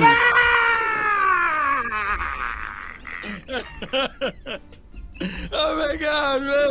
Come on, man. Hey, boss, man, you gonna get us counseled over here, man. I'm gonna get a letter from them, man. I already know. Bro, I'm just telling the truth, God, bro. Man. It's all I'm doing is see, because they came out there with a narrative, and this is what they were saying. They were saying we don't throw it on first down, but it's obvious that most of the drives that we started throwing was womp womp. I'm just keeping it real. Get your damn act together. So, listen, it keeps going. You know what I'm saying? Here we go. Man. Look. We ran on first down, 2 consecutive passes, and punt. It's gonna keep being like that too. Look, we ran on first down, 2 consecutive passes, and punt. It's gonna keep doing that, bro. You know what I'm saying? Pass. And then they gotta contextualize. Go back to that run. Go back to that run. Which what? Go back to the run. Which what? The one we ran. The one we ran and we had to. Okay, bro, I see it. Okay, yeah. So yeah. So what's happening is this. Run? Yeah. Oh, yeah. This was a shotgun run. Oh God. Oh. Yeah. See, and this is the thing. This is what I'm gonna really explain to people without it getting too boring. Because I'm gonna go through all the games we lost tomorrow. Oh my gosh, man! Don't do us like that, man. When you see a drive, most of the time, where we are running 50% or higher, we score. Whenever you see a series to where we're out of whack, more throws than run, we punt. Let me give. Now they ain't gonna tell you that. They ain't gonna tell you that about first down. Go ahead, OC. I'm gonna give you one key component, and because I'm pulling the rest of the data now, and I'm not through with it yet. Okay, but let me give you where I'm at right now. Okay, and all you guys can put this in your pipe and smoke it. Okay, since 2021, when the Cowboys run the ball 25 or more times, they were 14-0. That's as of October in this season. Okay, that was as of the middle of October in this season. I hadn't got all the way to the end, so I got to get through that. But since 2021, when the Cowboys have run the ball more than 25 times, they're undefeated. Yeah. Yeah. All right. So this is the feedback that you're getting over here, boss. Because I know you can't read the comments on my side, but here's the thing: everybody's saying that this is more of an impediment or a verdict on Dak and his ability to throw the ball. It appears that he shouldn't be throwing the ball. Can you break that down? Of course. You kind of painted a picture that Dak Prescott is the fault right there. Passes, incompletions, man. Talk to it. Well, with it, the reason why you really want to start, and that's why it was nothing wrong with us leading the league on running on first down. That's actually good. See, they paint it like it's bad, but it's actually real good. Because if you averaging 4.1, that means you making manageable seconds and 6. Yeah. And then if you run it again, you probably go get, even if you don't get as much, let's say you just get 2 yards. Now you got 3rd and 4. What does that do to your playbook? What does that do for Dak to have to convert a 3rd and 4? Will a dump off the Schultz work? Yep. Will a slant work? Yep. Will a screen work? Yep. Would a quick drag work? Yep. A hot route? Yep, that'll work. Can Dak get the ball out quick? Yep. Can you maybe even hand it off a 3rd time and just move the chains on the ground? Yep. Your whole playbook opens up for your quarterback when you lead off with the run. So it actually helps your quarterback.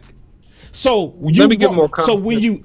So when you real quick. So when you look at those drives to where we threw it, and then you also got to think about separation as well. And you trying to get your receivers to get you 10 yards versus getting you 4. Which one is easier? Go ahead, OC. Yeah, so the bottom line about this is that when you're effective running the football on first down and you average 4 yards a carry, you're in 2nd and 6. 2nd and 6, you have what you call as an offensive coordinator, you have the whole playbook. Yep. There's nothing that you can't call if you have a 2nd and 6. And from a defensive perspective, they cannot play you slanted if they're smart. They're not going to play you slanted to a run or a pass. They have to play you in what's called an even front. Right. An even front is just equalized responsibility across protecting against the run, protecting against the pass. That gives you options to manipulate and to take advantage of matchups. In other words, it should let Kellen Moore be able to fully be in his bag. Okay. Now, the thing that you want to see just from a purist perspective when you talk about offensive football is that you really want to be in 3rd and 4 or 3rd and 3. If you're in 3rd and 3 or 3rd and 4, the assumption is that you should be able to run the ball for 3 yards if you had to. But if you can't, or if you don't want to, you also can throw the ball quickly on a short or even an intermediate route, because you have teams in that situation walking down safeties and things of that nature if you are a run team, because they're trying to take away that short yardage run and you could burn somebody with a big play. So that's the reason, and that's the yin and the yang when you talk about Dak Prescott, is that really it doesn't matter the offense, it doesn't matter the quarterback, right? Because we saw Aaron Rodgers turn around and cuss out his head coach and say, run the bleep bleep ball, and he's a Hall of Famer first ballot guy, one of the best arms ever. So it's not the quarterbacks. You can't proselyte Dak to your opinion about, oh, he should just be able to be a superhuman person and convert 3rd and 20. Like that's ridiculous, right? Because at the end of the day, you want to put your quarterback in favorable situations, right? And that's the whole key. What is the offensive coordinator that can call a game in such a way that you put your quarterback and the offense in favorable situations and scenarios? Yep. Those are the teams that have the most success. Yep. And if you can effectively get 4 or 5 yards on between first and second down, that's exactly what you do, which is going to make Dak look the way he should look, which is good because he's in a advantageous situation based upon the play and the down and the distance. But go ahead, Law. Well, when I look back at Dak Prescott tape and the games that give him more fits are your quarters defense, cloud coverages like 6, dropping 7 in the cover there. And the only game that we can look back at and say, oh, he picked them apart was the Eagles game. You know, when they had a lot of zone coverages there, Dak Prescott carved them up, but it still wasn't like it was a blowout, just to be objective with you guys in your point there. I look at Dak Prescott as a quarterback that he's talented in a sense, but even I think that most quarterbacks, when you're throwing into triple or you're throwing into cloud coverages or those zone looks, there are more and more opportunities for the ball to be batted in the air, ball to be tipped, and for someone to get their hands on it. The way that I look back at the Houston Texans game, you know, that was a stingy defense because they dropped everybody in coverage. I look back at this last week game. They dropped a lot of people in coverage. I like Dak Prescott on man-to-man looks, one-on-ones with the single high safety look. I think that's where Dak Prescott flourished at, or that's where he carved up a lot of teams at.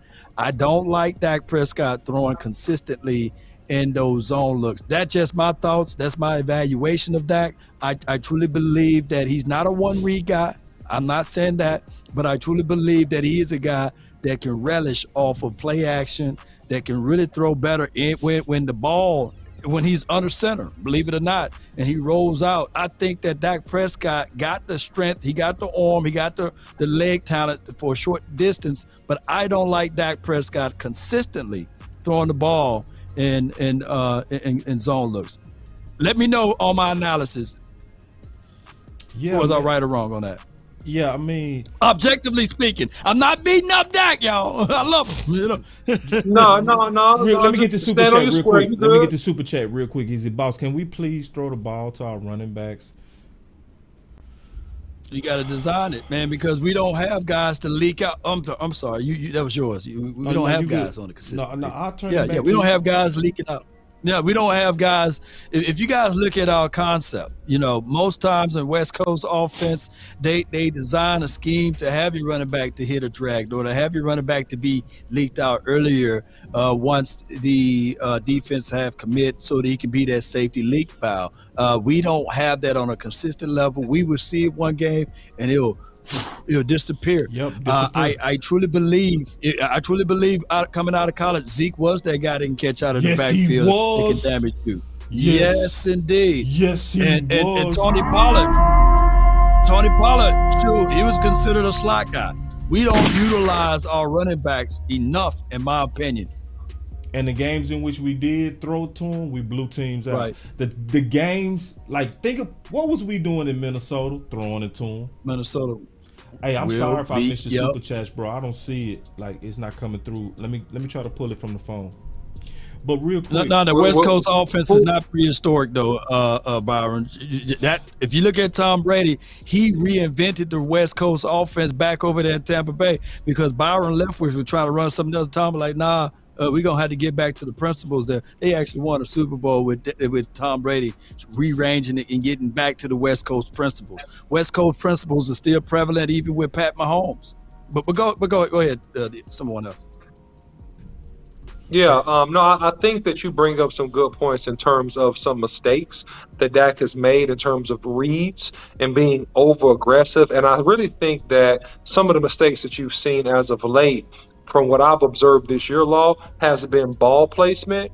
And it just has been decision making in terms of throwing into double coverage or a miscommunication on the option route concept, which Boss Cowboy did a really good breakdown about the option route concepts and all those things. True. So I think that's what you've seen this year. I will agree with you that Dak Prescott, and I've said this before, he's at his best in play action pass rolling to the right. Mm-hmm. He's absolutely at his best on the move, play action pass, moving to the right. I also think that he's best when you give him quick timing routes, catch and release twos, catch and release drags, catch and release hitches, things of that nature. And thirdly, I think that Dak Prescott is a rhythm quarterback. So I think really Dak is at his best when you ease Dak into the game. Yes. When you can run the ball effectively and you can ease Dak into the game, let him get comfortable, let him complete a couple short passes, and then he's ready to take the top off the defense. But I also, to balance it out a little bit, and in fairness, I've also seen Dak, man, in New York a couple years ago, before he got the big contract, he carved up his own defense. I've seen him in games on game-winning drives in the fourth quarter, march the team up the field versus zone coverage. So I have seen him be successful against that. Right. It just hadn't been quite consistent this year, is what I'll say. So real quick, I just want to say something about these super chats. I don't see it. Common sense. I'm looking through my phone now. I don't see it. But real quick, also, y'all, don't listen to me. Don't take my word for it. Last year we learned that they really wasn't going to commit. Hold on, what you say, OC? I said common sense $2 super chat. He said hashtag dysfunction Kellen disorder Cowboys is what that was super chat. Thanks, common sense labs. I just wanted to give credit for super chat. Yeah, that is a humongous super chat, because in order for us to win this game coming Monday night, and I know Boss finna play that clip, we got to get the ball to CeeDee Lamb. We got to have a focal attention to him, Schultz. But let me give you the order. CeeDee Lamb, Tony Pollard, Schultz. That's my order on offense. Everybody else is ancillary, even T.Y. Hilton. I kind of mad at T.Y. for dropping those two passes, but he's still one of the guys that I would still lean on as the second wide receiver. The third wide receiver got to be Gallup. When we get down inside the 20, Ezekiel Elliott, I want to see him down inside. Those are my offensive guys. At this point, I like Tyler Smith at left tackle.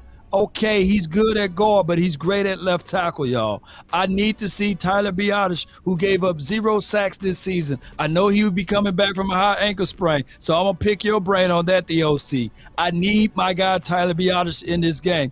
I need Connor McGovern to be our left guard. I need Zach Martin to be where he at all time. And I don't care what too much happened with Tyron Smith. It is what it is with him. At least that's not the blind side. Dak Prescott should be able to see that. If we just target in that order, we be okay against the Tampa Bay Buccaneers. Run the ball. When we get inside the 20, make sure you feature Zeke. That's my thoughts on it. What's your thoughts on it? Real quick, shoot. That's not just your words on it. Listen. Last year we learned that they really wasn't going to commit to the run game, and the runs that they did, they was going to try to get outside and not run into the interior. But most of the running game was quick game. A lot of curls, a lot of hitches, a lot of slants and stuff. So we kind of knew that going in, so we was able to attack it. Last year we learned that they really wasn't going to commit to the run game. Who you talking about? Who is that they you talking about? Day. Who is the day? Let me play it, and then I'm gonna put who the day is. This because see, it's gonna make sense when you put, because who's the person that actually designed our offense when we lost game 1? Let me put his face and play the clip. Here we go. Last year we learned that they really wasn't going to commit to the run game, and the runs that they did, they was going to try to get outside and not run into the interior. But most of the running game was quick game. A lot of curls, a lot of hitches, a lot of slants and stuff. So we kind of knew that going in, so we was able to attack it. Oh, so you knew that going in? You knew going in? Wait, hold on. How did you know that going in when the whole offseason we was saying we was gonna be physical? How did you know that going in when the whole offseason we was saying we learned our lesson from San Fran? So that means you heard all that woofing we was doing and you knew we was just talking. Is that what you saying, Mr. Devin White? Is that? And this is the worst part. He was getting whooped by the running game. Can we turn the film on? Is it film time? Is it time? Oh, yeah. Film? Let's get it, bro. I think it is. Let's get the film. Give me a second. Rush 4, drop 7. The OC. The film breakdown. All right, so we gonna look at these Zeke plays. All right, that's what we gonna look at. And Coach Marr with the $5 super chat, he said, "Boss Law OC, how the hell we don't use the best 2 running backs this year in the NFL in the passing game? That's coaching malpractice." Bro, and thank you for the super chat, Coach. It's worse when you look at Zeke running game 1. Let's just look at Zeke runs. I'm not gonna skip none of them. Can y'all see that his name is highlighted? Can you see? Mm-hmm. All right, so let's go. Let's just look at it. All right, there it is. Really nice game. And OC, if you can break down the line too, that would be great. Yeah, man, I definitely will. Let me move this box so I can see better. Okay, good. Beautiful. All right. So what you have here is you got 11, and that's a quick slant, and then, off we go. I supposed to have been going to Zeke running. Here's the runs. Okay, cool. Yeah, whatever you pull up, I'll attack whatever you pull up. This it. Okay, this is it? Okay. Yep. Okay, very good. All right, so good. This is a bunch overload. I love this play. Look at that. You got the down blocks by the tight ends, okay? And you got the pull arounds with 1 tight end and Terrence Steele. Look at this. Look at the seam. Beautiful. All right, that's a beautiful 7-yard run. And that's what you call a crack, a toss sweep. All right, so notice you got the down blocks here. All right, go ahead. Down blocks by the wide receivers. And you got Schultz and you got Steele pulling around. Look at the kick out block on number 54. Creates the seam. Dak is up in the seam. Elliott is up in the seam. And that's a 7-yard gain. Great drive, great run, great execution. And White talking all that noise and he getting drawn. Yep. You see that? Yep. He talking. We knew they weren't gonna get to the run game, and he getting killed out there. Still just having his way. Still having his way with you. All right, hold on. Let me keep going. Yep. Let me show the next. Yeah, he drove him, and he ain't gonna do too much with Steele. So man, it is what it is. All right, so this is the next run play. Here we go. Okay, here we go. So we got a version of overload on the right side again, and then this is power run game, and this is just stretch. This is an inside zone stretch. Look at the push. Look at the seam. Look how quickly Ezekiel gets up in there for a 4 to 5 yard gain. That's beautiful push. And look at this. And this is something that Kellen really does need to come back to, where we run plays out of this formation where you got 2 tight ends over on one side, and boom, look at the double team right here. Double team. Schultz is up. Look at Steele up on the second level on 45. Look at the block. Okay, look at the backside coming through. Everybody's body on the body, and he hits the seam. Great inside zone power run play concept. Great job. Hey, if you replay that play one more time, boss, and what I want the people to know is when you have that 12 personnel look and they overflow like that, what will happen here eventually, if you continue to gash them with that, now you can get freaky with it, Kellen Moore. You can earn your right for the play action. Look at it. Yep. If Dak Prescott holds onto this ball for a pass right here on another play, then they will loosen up in a little bit and get out of those boxes. So I want, and then they'll open up better running lanes for you. So I like Dak Prescott under center because you can have that illusion there of not knowing whether or not it's going to be a pass or a run. But a shotgun, we already know what it is about. Go ahead. And this is another thing I want to highlight too. I want to highlight Tyler Smith right here, and you tell me, I'm just asking you a question. What do you think Tyler want to do? Just look at Tyler at the left tackle. Tell me what you think he want to do. What you think he trying to do? You think he want to pass block? Look at that body language. What is that saying? Yeah. What is that saying?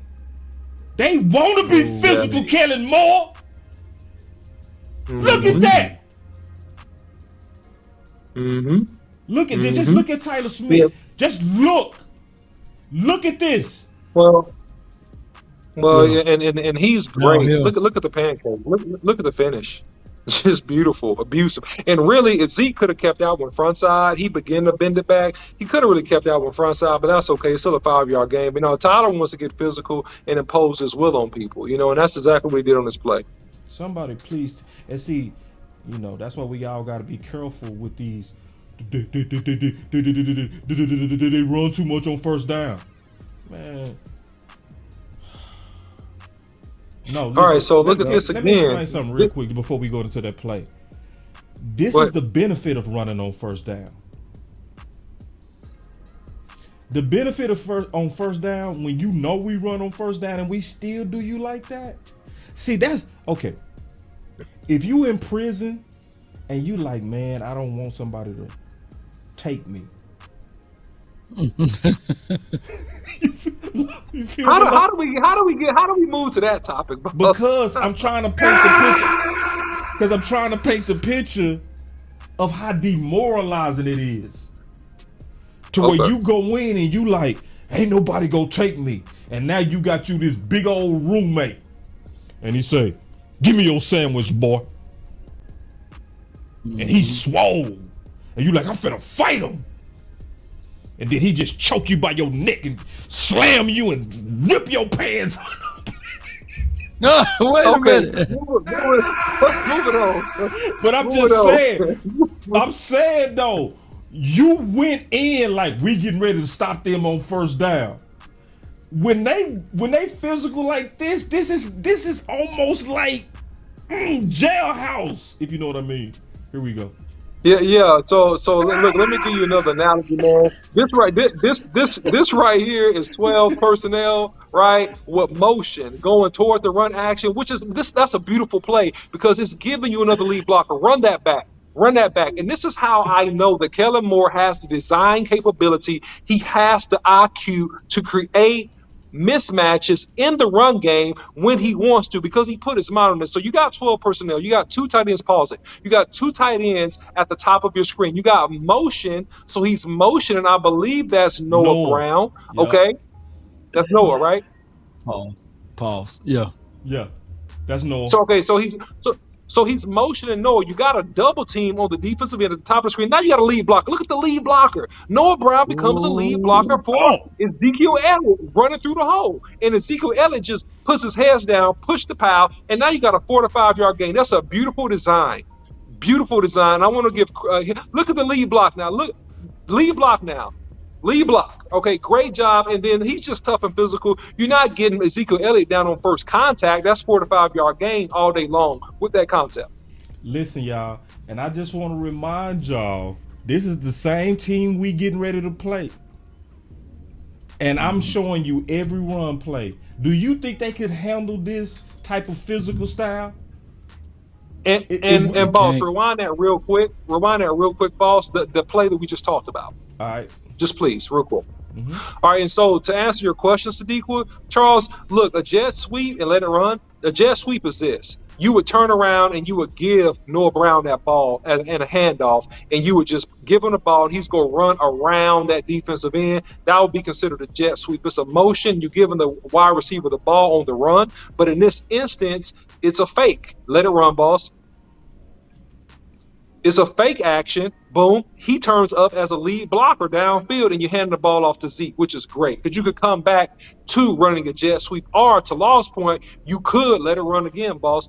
You could have a very, very wide open person Play action pass right here. Look at that. That defensive end on the left, he's bit all the way down. It's nobody out there to take a Dak if he does a boot on that particular play, because he's already committed to trying to run down the line and stop the run. And this is where Dak Prescott is at his best. Going back to a point earlier, is that when you run the ball effectively, you can set up play action pass for Dak, and he's going to have tremendous success. And then another thing on that jet sweep, a lot of teams use jet sweep to keep those defensive linemen and defensive ends from crashing. Yep. Especially if you've been running the ball all day successfully. Right. All day. You use the jet sweep to keep them honest, to spread them back out. Yep. To fear the threat, of you getting outside Miss Charles. So good teams are gonna go inside and out. They not go just attack on the inside. They not go just attack on the outside. If you want to keep those trenches honest and keep them guessing, you got to mix up your run game. Yes, indeed. And boss, I sent you some audio of Coach Herm Edwards. I don't know if you probably heard it earlier today. You can play the audio, but you can't show the video. And he's talking about running the ball. He's talking about the same things we're saying. Now he's off a little bit with Dak Prescott, but if you can play that audio for me. Where you send it? To your Gmail. Okay. I'll pull it up. Go ahead and see while I pull it up. Go ahead. Yeah, and so looking at this play, this is how you run the ball in a spread formation. You got 4 wide receivers, you got 1 back. Okay, boom, and that's almost like a trap. Okay, and so when we see the other angle, it's an inverted trap, right? So you got him as a single back, they move him up, right, and now they go to a zone concept. They move Ezekiel Elliott up, and so look at the action of the line first. So you got the action of the line. Before you get into it, elaborate slowly on trap, if you don't mind. Okay, so trap normally is this. Trap is, if you look at this from this angle, is that the Cowboys were extremely effective running trap. Imagine Zach Martin on the right, and imagine Steele on the right, down blocking and double teaming the defensive tackle. And imagine Connor McGovern pulling around and kicking out the end, and Tyler Smith pulling around inside of him and hitting that linebacker that's trying to fill that hole. So that's what trap is. It's basically a way to create movement. But in this scenario, this is just a ace block and a kick out block. And that ace and kick out creates a lane in between the left guard and the left tackle, and Zeke hits it for an easy 5-yard gain. When you're doing things like that, it's going to open up everything in terms of run and pass, and you can open up the playbook effectively. And that's the point that I'm trying to make here. And boom, there it is. That's an easy 5-yard gain, and then off we go.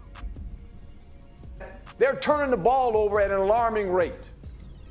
And if you're the offensive coordinator, and if you're the head coach, you got to look at your offense and ask yourself one question. The only way we can lose this game,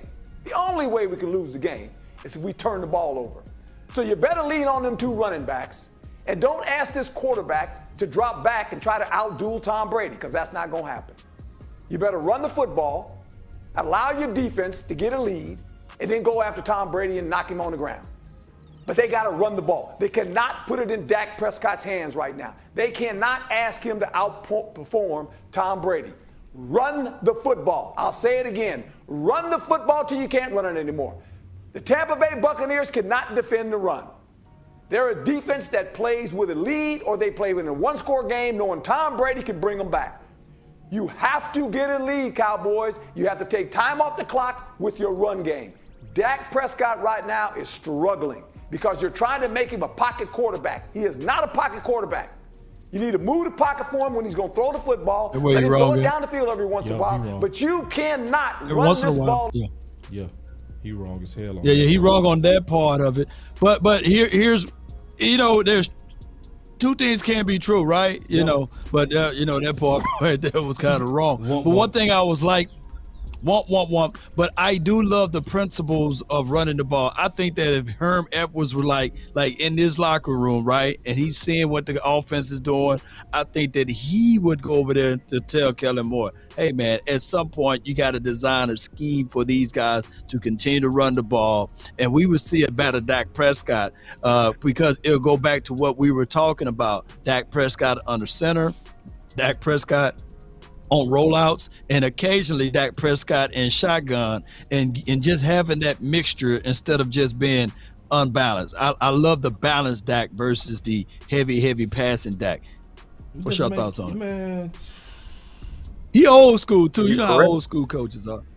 did you want me to finish that clip? man, and you know. Oh, he was at the end. Oh, you can finish the clip. No, he he was had at the something end. else on there, I believe. It was let me see. He said something else on there. Let me see. This football game. No, that was it. But that was was ahead. it? Okay, Go ahead, OC. My fault. Yeah, no, I think that Law, you're exactly right. I don't know that I'm going to trust my guy as it relates to his advice on offense, because historically he's not a really good offensive coach. He's more of a defensive coach. But to the point of running the football, I do agree with him to the point of putting pressure on Tom Brady by making him play from behind and unleashing your athletes against him. I 100% agree with most of what he said. And that's something, actually, it's coincidental. I put out in the video earlier today and talking about that. If the Cowboys just use the tools that they have, use your best weapons in your toolbox. And if you use your best weapons and you play your game, right, don't it's kind of like this, guys, and I'll explain this if you guys watch boxing. It's kind of like sometimes you'll see good boxers face another boxer, and they'll try to beat the boxer at their game instead of fighting their own fight and making that boxer adjust to them. That's where the Cowboys are. The Cowboys got to fight their own style. They got to play their own style. And if they play their own style and they make Tampa Bay have to beat them playing their own style, we win this game by at least 10 or 14 points in Tampa Bay. Yep. Hold on. I'm gonna give you a rebuttal to this one though. Come on. The Cowboys got to play the style that we know, because from their terminology, the style that they think that they are from the offensive coordinator is a throwing team. Right. Your best defense right now, Cowboy Nation, and I'm telling y'all out of love, your best defense right now is your run game. Your run game is your best defense. Less chances with Tom Brady with the ball in his hand. TOP run game is your best version of this defense. Facts, bro. I gotta hit your button for that. 3, 2, 1, drop it. And remember, you're listening to nothing but the best. Let's go. Yep, it's all about Zeke, baby. See, and this is the worst part. Law, OC, can we talk? Can we talk for a minute? How many times you think? Let's go. How many times you think, bro? With what we just saw on film, because we was all watching the film, we was destroying Tampa on the ground. I was showing each running play. So Zeke, especially Zeke was wearing them out. We gave him 10.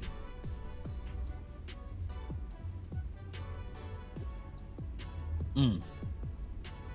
10. Yeah, and this is something that I've mentioned before, boss. And I mentioned this. I think it was on a show me and you did individually, or either it was on a post game.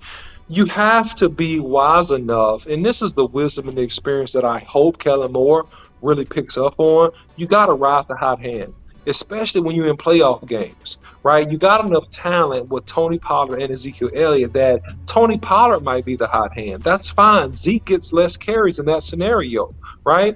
Ezekiel Elliott, he may be on a roll and just has an affinity to really be effective against the defense. Ride the hot hand, and you're going to be successful. You don't have to make the carries equal every game. You don't have to, or close to equal. You don't have to do that. You got to control the game. You got to win the game. Coach Marr with the $5 super chat. Thank you, Coach. Run the ball. Run the pass to our running backs, like long handoffs and the field, and it will open up for CeeDee Lamb. Okay, gotcha, Coach. Thank you for the $5 super chat. But yeah, we got to play our game, and that's the bottom line. Yeah, man. Yes, indeed. Go ahead, Law. Well, and we can't leave out some things, man. I don't like to see healthy stretches too, like in the game. Even though, like you said, rod the hot hand, but I think that Malik Davis has earned his stripes enough to give us at least 3 to 4 attempts a game, so that you can misdirection this thing altogether.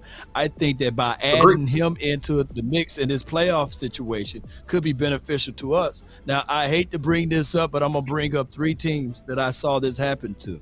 I seen it with the Patriots when they won the Super Bowl. They used 3 running backs, LeGarrette Blount and somebody else, James White, and it was somebody else. His name is at the tip of my tongue. And I seen the doggone Eagles do it in 2017. They used Blount again. Blount was out there, Corey Clement, and some other running back. We can look back at the Broncos, not the Broncos, but the Buccaneers when they won the Super Bowl. They used variations of 3 running backs. There's nothing wrong with using all of your weapons. Use your tools. So that's how I look at it, bro. No, I feel. No, man, that's a great point, man. That's a great point. So check this out. The quarterback gonna get the credit anyhow, right? The quarterback gonna get the credit. He gonna get the credit. Yeah. I'm finna flip the script. And the offensive coordinator. I'm gonna flip the script just a little bit though. Check this out. Evaluate, him in different spots. Man, could he pick it up fast? I was blown away by football instincts right away. So he came in here, what was it, Saturday, met there at the hotel, again in the morning, heading into this week. So I'll have a better sense for him as we get towards the end of the week, if there could be a role that goes on for the game, but too early to call on that. But my first impressions have been strong. You like the veteran person who's seen it before. Yep. And that showed for him. He's been in a lot of close games. He's a good competitor. So I thought excellent addition to our team at this point. And you're always looking for a guy who's an excellent teammate. And certainly that's, the thought that we've heard on some of the guys coming in, So, a guy like Barr who had, Guy like Barr. Spent time with them, or JK. And so JK, Curse. Yeah. So, hearing those guys who I trust so much make those kind of positive comments already. And there it is. We gotta let's talk about this. We've been talking about corner 2. All right. And I knew it. I said that boy got some people in the building, big time vouching for him. Yeah. So let's just talk about this real quick, because he did tease a little bit. He teased. What we gonna do about corner 2? Well. Go ahead, OC. Go ahead. No, listen. I'm gonna let you go first, Bob. I'll let you go first on this. Go ahead, brother. No. I gotta look up something right quick. I go. All right, so No, I go. You go, because I got some material. Because I play corner, so let me put on my hoodie. All right, this is my Go ahead, Bob. All right. I gotta look at something. All right. Okay. So I talked to the OC today. I'm sneaky. I've been thinking I want to see the matchup between Deshaun and Evans. Because the biggest thing that we've been struggling with cornerback 2 is the D-ball. Right. And tracking the ball. Deshaun is our ex-receiver. He is. He got the same background as Diggs. Played receiver before he played corner. He attacks the ball extremely well. And Brady, I really know, is going to attack cornerback 2. Who is the person that got the length for the vertical ball? To me, that's Deshaun. Just keeping it real. Now, I know historically Diggs been the guy that's been taking away Mike Evans, and he's been doing a good job of it too. But for this game, I would want to see a switch up. Now, Xavier Rhodes, I would want to see him in emergency use only. So if Nashawn go out there in them playoff lights and he getting fried,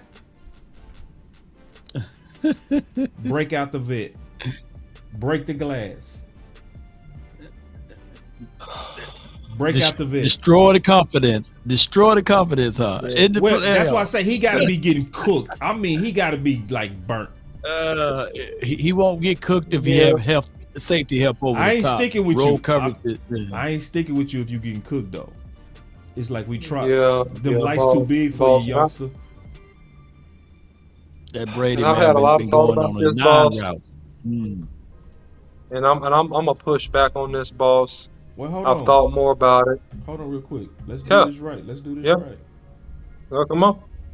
Hold on. Come on. My buzz ain't working right. Man, goddamn. Uh-oh. You're getting all kind of crazy stuff. Button's upset today. Man, god dog. Alright, so forget that. So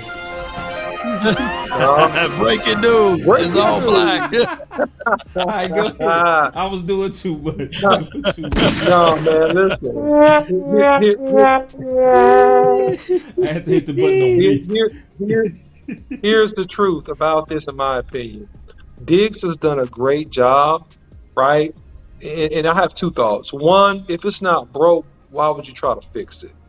And the number two is this. Nashawn Wright has the length, but I don't think he has the skill and the experience. I think Mike Evans will take advantage of him. If you want to put another guy on him, I think your best guy that has shown that he can play and make plays on the ball and can cover with soundness and fundamentals as a young corner would be Bland, right? I would try to save Nashawn Wright. I would try to save him for the third wide receiver. That's what I would place him on, and I would rock with Diggs. I would rock with Bland, and I would try to keep this dude out of harm's way in the big moments because I don't trust his experience and his big playability in the lights yet. Not saying that he hadn't done a pretty good job, but I trust Bland more. And to be honest, I would leave Diggs where he is, man. I wouldn't risk it on this game, boss. I think it's a risky proposition. I just do, man. I think it's risky. The honest to God answer is depends. Right. Because it's not on universal. What? Okay. So if you're in the red zone, put Nashawn Wright on Evans. Because that's going to be a jump ball. I don't know, man. I don't know. Give me Diggs. Diggs got the sticky hands, bro. Give me Diggs, bro. He is kind of stiff. Diggs, bro. Sean, let me tell you why. Let me tell you the main reason why I'm thinking this too. Boss, I don't know, man. I don't know on that. I don't want them to match Godwin up with Nashawn. See, this is the thing, bro. Y'all gotta trust my experience at corner. I do. No, you don't. See, because this is yes, the I deal. do. This is I'm what I can just tell. questioning. This is what I can tell you for sure. Listen to me for sure. Bland is a 4-4 guy. No, I agree.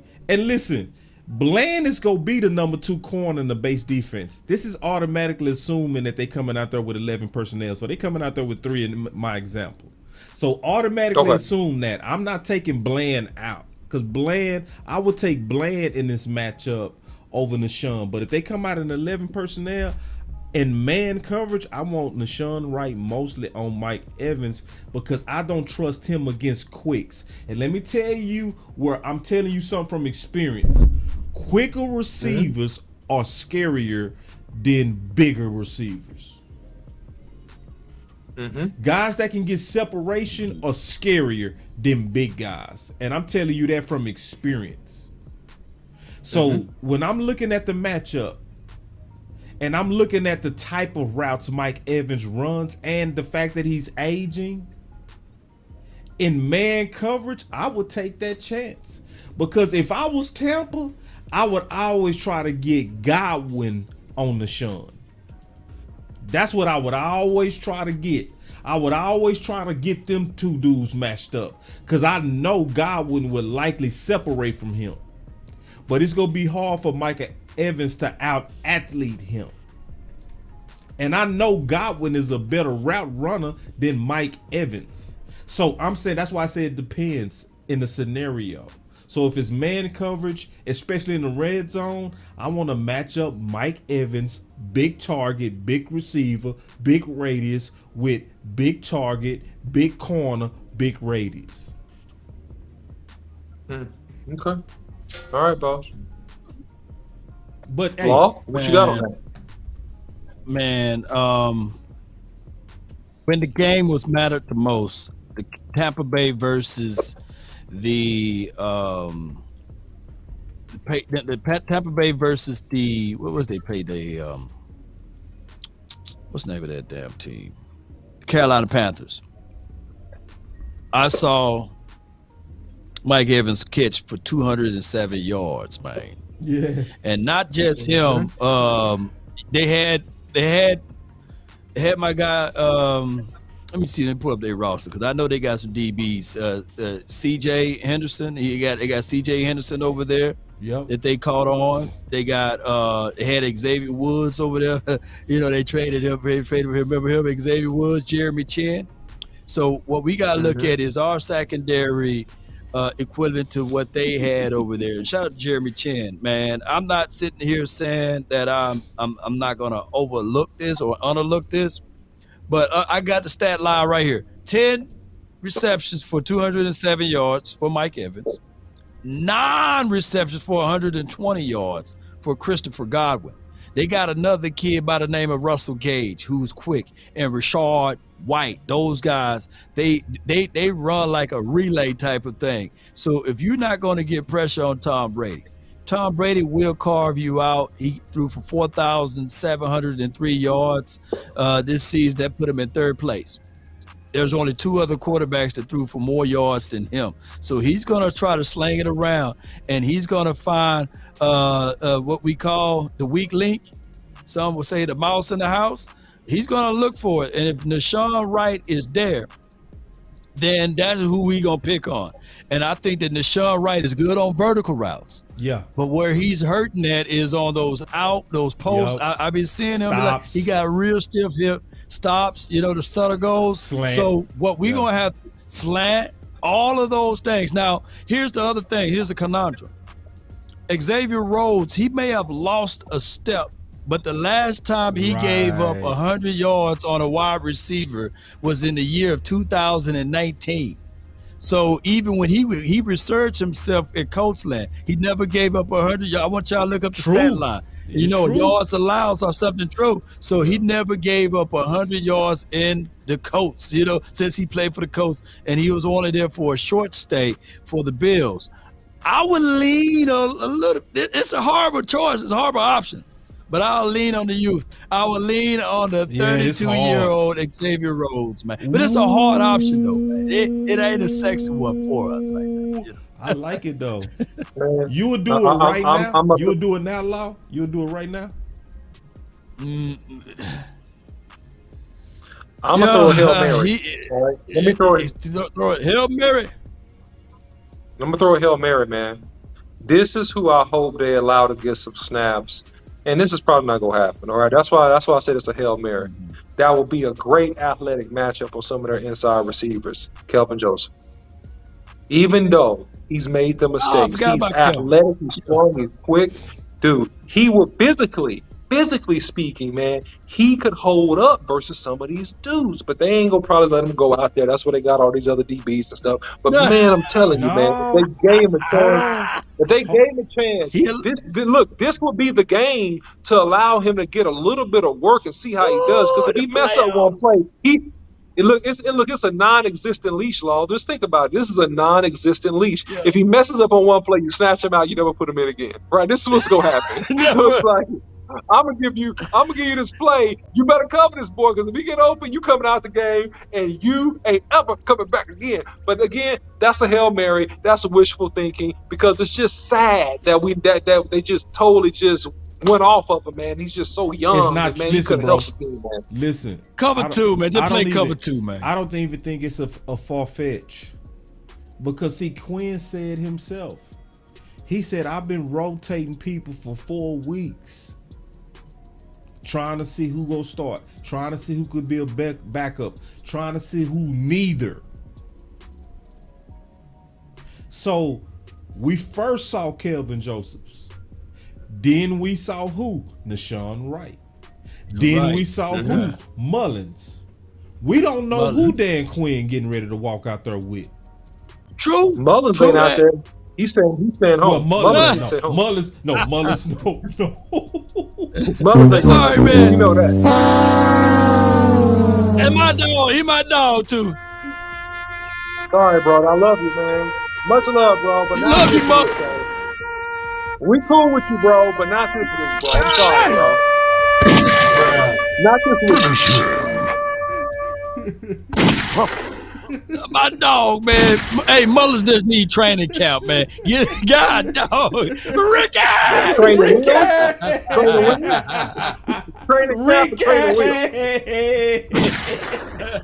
Training camp or training wheel? Mullins still my dog, man. He just need training camp. Mullins need training camp with the star, man. Come on, man. So, but don't you know no good, but boss, don't man, you know no boss, good, boss, you know this, man. DBs is all about confidence, man. True. It's about walking up to the lady and getting a number for the first time. Right. And you know, and there's a documentary. My brother, my twin maker, man, my brother, man, he was saying that Prime literally got into a fight. He said it was a documentary. He said, Law, you didn't catch that? I said, nah, he supposed to send it to me. Prime got into a fight with one of our guys because he was shading his way. And he said, I'm effing Prime, you know, get over there to the other side. I need Diggs to say that, man. I put Diggs on Mike Evans. Yeah. I think that Diggs can hold Mike Evans because I don't want Mike Evans to go off. He had 210 yards. Right. I'm making settle a little bit. Yeah. I'm making settle a little bit with Christopher Godwin, but I don't want Mike Evans to go off. And you know he's a Texas native. You know he want to put it to the Cowboys. So I want Trayvon Diggs to be there. And all I need, if we go back, y'all, if we just go back to all of the big plays that's ever given up. I said this on my film analysis. It's our safeties playing hero ball. I just need Malik Hooker. I don't need you at run support. I know we want to stop the run, but stay on the roof, roll your butt to the other side, wherever Nashawn, wherever Trayvon Mullen, wherever Kelvin Joseph, wherever, whoever they put in on that spot, just stay there. And I trust my guy. If we get beat deep by Trayvon Diggs, I just say it won't happen too many times, you know. But Kelvin Joseph only played a spoonful of snaps, baby, and he already gave up 4 touchdowns. That's alarming, bro. Yeah, but I want to back you up on your point just real quick, boss, and I'll kick it to you about Diggs on Evans. The issue that I have and why I'm so concerned about this change-up, boss, is that when Mike Evans gets going, they score touchdowns. When Godwin gets going, they get first downs. I would rather give up some first downs than some touchdowns because when Mike gets going, that boy catches ball in the end zone. They are getting touchdowns.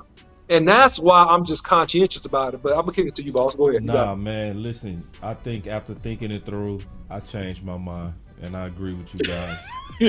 It just, I'm concerned. Salute to Boss Cowboy, man. Put some flames in the chapel, boss, man. Being a man of integrity. I just had to hear y'all case out. Like, you know what I mean? Like, because, see, you right. Mike Evans can take over. And you right. You don't want to. He can. Yeah, you know. Because I was concerned about how do I help Nashawn against a quick. You know what I mean? And I think that quick is just as automatic too. You know what I mean? It just looked like we're in an ugly situation. And that's where, Law, I ain't too mad at you, bro, with your wish for Xavier Rhodes, bro. I don't think it's even too aggressive. It makes sense. Yeah. And listen, this is the thing about corner that we all know. And I can tell you for sure, is the only position that's truly universal. Yeah. It's universal. Cover 2 is the same. I don't care what you might call it something different. You might call it cloud. Yeah. You might cover blue. You might, you know what I mean? You'll call it something different, but how you play it is the same. You know. How you play it is the same. Very small technical differences. You know what I'm saying? So all you got to do is put a wristband on that boy, and when you give him his calls, he look at that wristband and he go play it the same way he been playing it his whole life. So the easiest transition to the field is corner. All this ramp up that tackles need, all this, because corner is the only position to where you truly don't need pass to know if somebody got it or not. Right. Linebackers, you gotta have pads. Yeah. Linemen, you gotta have pads. Running backs, you gotta have pads. But receivers and corners, you need to see what they look like with their feet. So the easiest transition now to the field is a guy who been through training camp, was already signed to a team, already in shape. He could literally hit the ground running right now. That's real talk. So let's give our final words real quick. Unless y'all have some more. I'm good. All right, so I'll start off on the final words. Appreciate the super chat. He said, "Wish Hooker would stop cheating over the dig side. Would stop cheating." Yeah. I don't listen. Hooker ain't got the range for free. Yeah, he lost it a little bit. Yeah. To be honest, the person that should be playing the free should be Donovan Wilson. Yeah. Or Kelvin Joseph. Just next season. I'm not mad at that. He played. Hey, he played it in Kentucky though. He played it. That ain't Law. You be saying good ideas. Don't back off that one. That's a good one. I like that. Yeah, 4.29. You got, you know. Yeah, why not? You know. Like, why not? Why you know not? what I'm saying? Just it makes sense. Like, try it. You know. And just say, hey man, we just gonna play you way deep, and then just don't let nobody get behind you, man. You know, you just play it deep. That's why I jokingly said that when I said, man, y'all gonna put me out there. I won't get beat deep. I might get beat deep. I might get beat, but I'm not gonna get beat deep because I'm gonna play way in the end zone. Why that old man who's in his 40s playing way back there? You know, I said I won't get beat deep. But you see what I'm saying, boss? You know, he got speed. And Coach say, speaking of pass rush, Parsons selflessness. Selfless. What is that? I say selffulness. Selfful. I think it should be selfishness. I think. I'm not sure. Oh, selfless? I don't know. I'm not man. sure. I'm not sure. And then let me see. And if I mention landlord in the house, what's up, man? What's going on, big dog? What's up, landlord? What's up, baby? But on the final words, I'm just excited about. Yeah, I ain't hitting nobody. No, I'm sorry, my bad. I was gonna say, they said, "Law, you ain't tackling nobody." No, I ain't tackling nobody. I'm gonna do the side by side, pull them down type of tackle. Man, if you go be out there, you gotta try to lay some wood at least once. Hey, but this the deal. One time. This the deal. I can't wait for Petty Tuesday. I'm gonna be honest. I'm looking forward to Petty Tuesday. You know, I really want to have some fun with my own fans. Cause see, y'all tried to have fun on us. I ain't gonna forget that. I'm not like the OC. See, the OC, he a better man than me. See, I ain't like you, dog. I can't just do that. I gotta get y'all back for this. Y'all literally you just straight business. I'm petty. See, this is the deal. Y'all literally tried to make playoff week miserable for your own family. I would not let y'all enjoy this whole run to the Super Bowl. I'm just telling you right now. And I'm gonna tell you the lengths that I've already went. I've already screenshotted. I've already clipped out all of y'all that been saying with y'all chests out, we not getting ready to beat Tampa. Yeah, I'm gonna teach y'all how to be a fan come Tuesday. I'm gonna teach you. I'm gonna teach you because see, you should have stayed locked in. You shouldn't have switched up. If we locked in, ain't no switching up. You should have stayed locked in. I told y'all I was gonna give y'all 24 hours to be mad. We going into 48 hours, so I'm gonna get you. But I love you though. It's gonna be in love. It's gonna be, hey man, just never do this again. I'm gonna still let you be in the family. I'm gonna still hug your neck, but I'm gonna whoop y'all for this. I'm just letting you know right now. That's my final word. He gonna whoop him, man. Hey man, listen, the Cowboys got the pieces, the Cowboys got the talent, and the Cowboys got the superior team if we go out here and execute and play the way we need to play. All we got to do is be committed to the run, play action pass, have sound defense, and just, hey, don't play 10 yards off, because you know Tom Brady completes almost 50% of his passes between 10 and 20 yards on the year. So don't give him easy first downs. Make him have to find a receiver. Don't let him do pitch and catch. And hey, man, it's time for us to ramp it up, man. It is the playoffs. Turn up the pass rush. Turn it up. Ramp it up. Turn up the pass rush. If we can turn up the pass rush a little bit, you know what I'm saying? And we can just touch him. We ain't got to obliterate Brady. We ain't got to sack him every play. We need to pressure him. We need to touch him a little bit. We need to hit him a little bit after he throws that ball. We need to make this man feel uncomfortable. And if we do that, we win this game going away at Tampa Bay. That's my final word. If we locked in, ain't no switching up. I can hear boss. He whooping him. He gonna whoop him, man. Go to your room, man. Ooh, he's gonna take that jersey off, man. Talk about DC Another one. life, you know what I'm saying? And said we one and done. Get it off. You know what I'm saying? Get your ashes. So Man, my thing is with this is touch Brady every down. Make sure you know that. Make sure he feel your presence. Blitzing him will not work, ladies and gentlemen. Blitzing him will not work, ladies and gentlemen.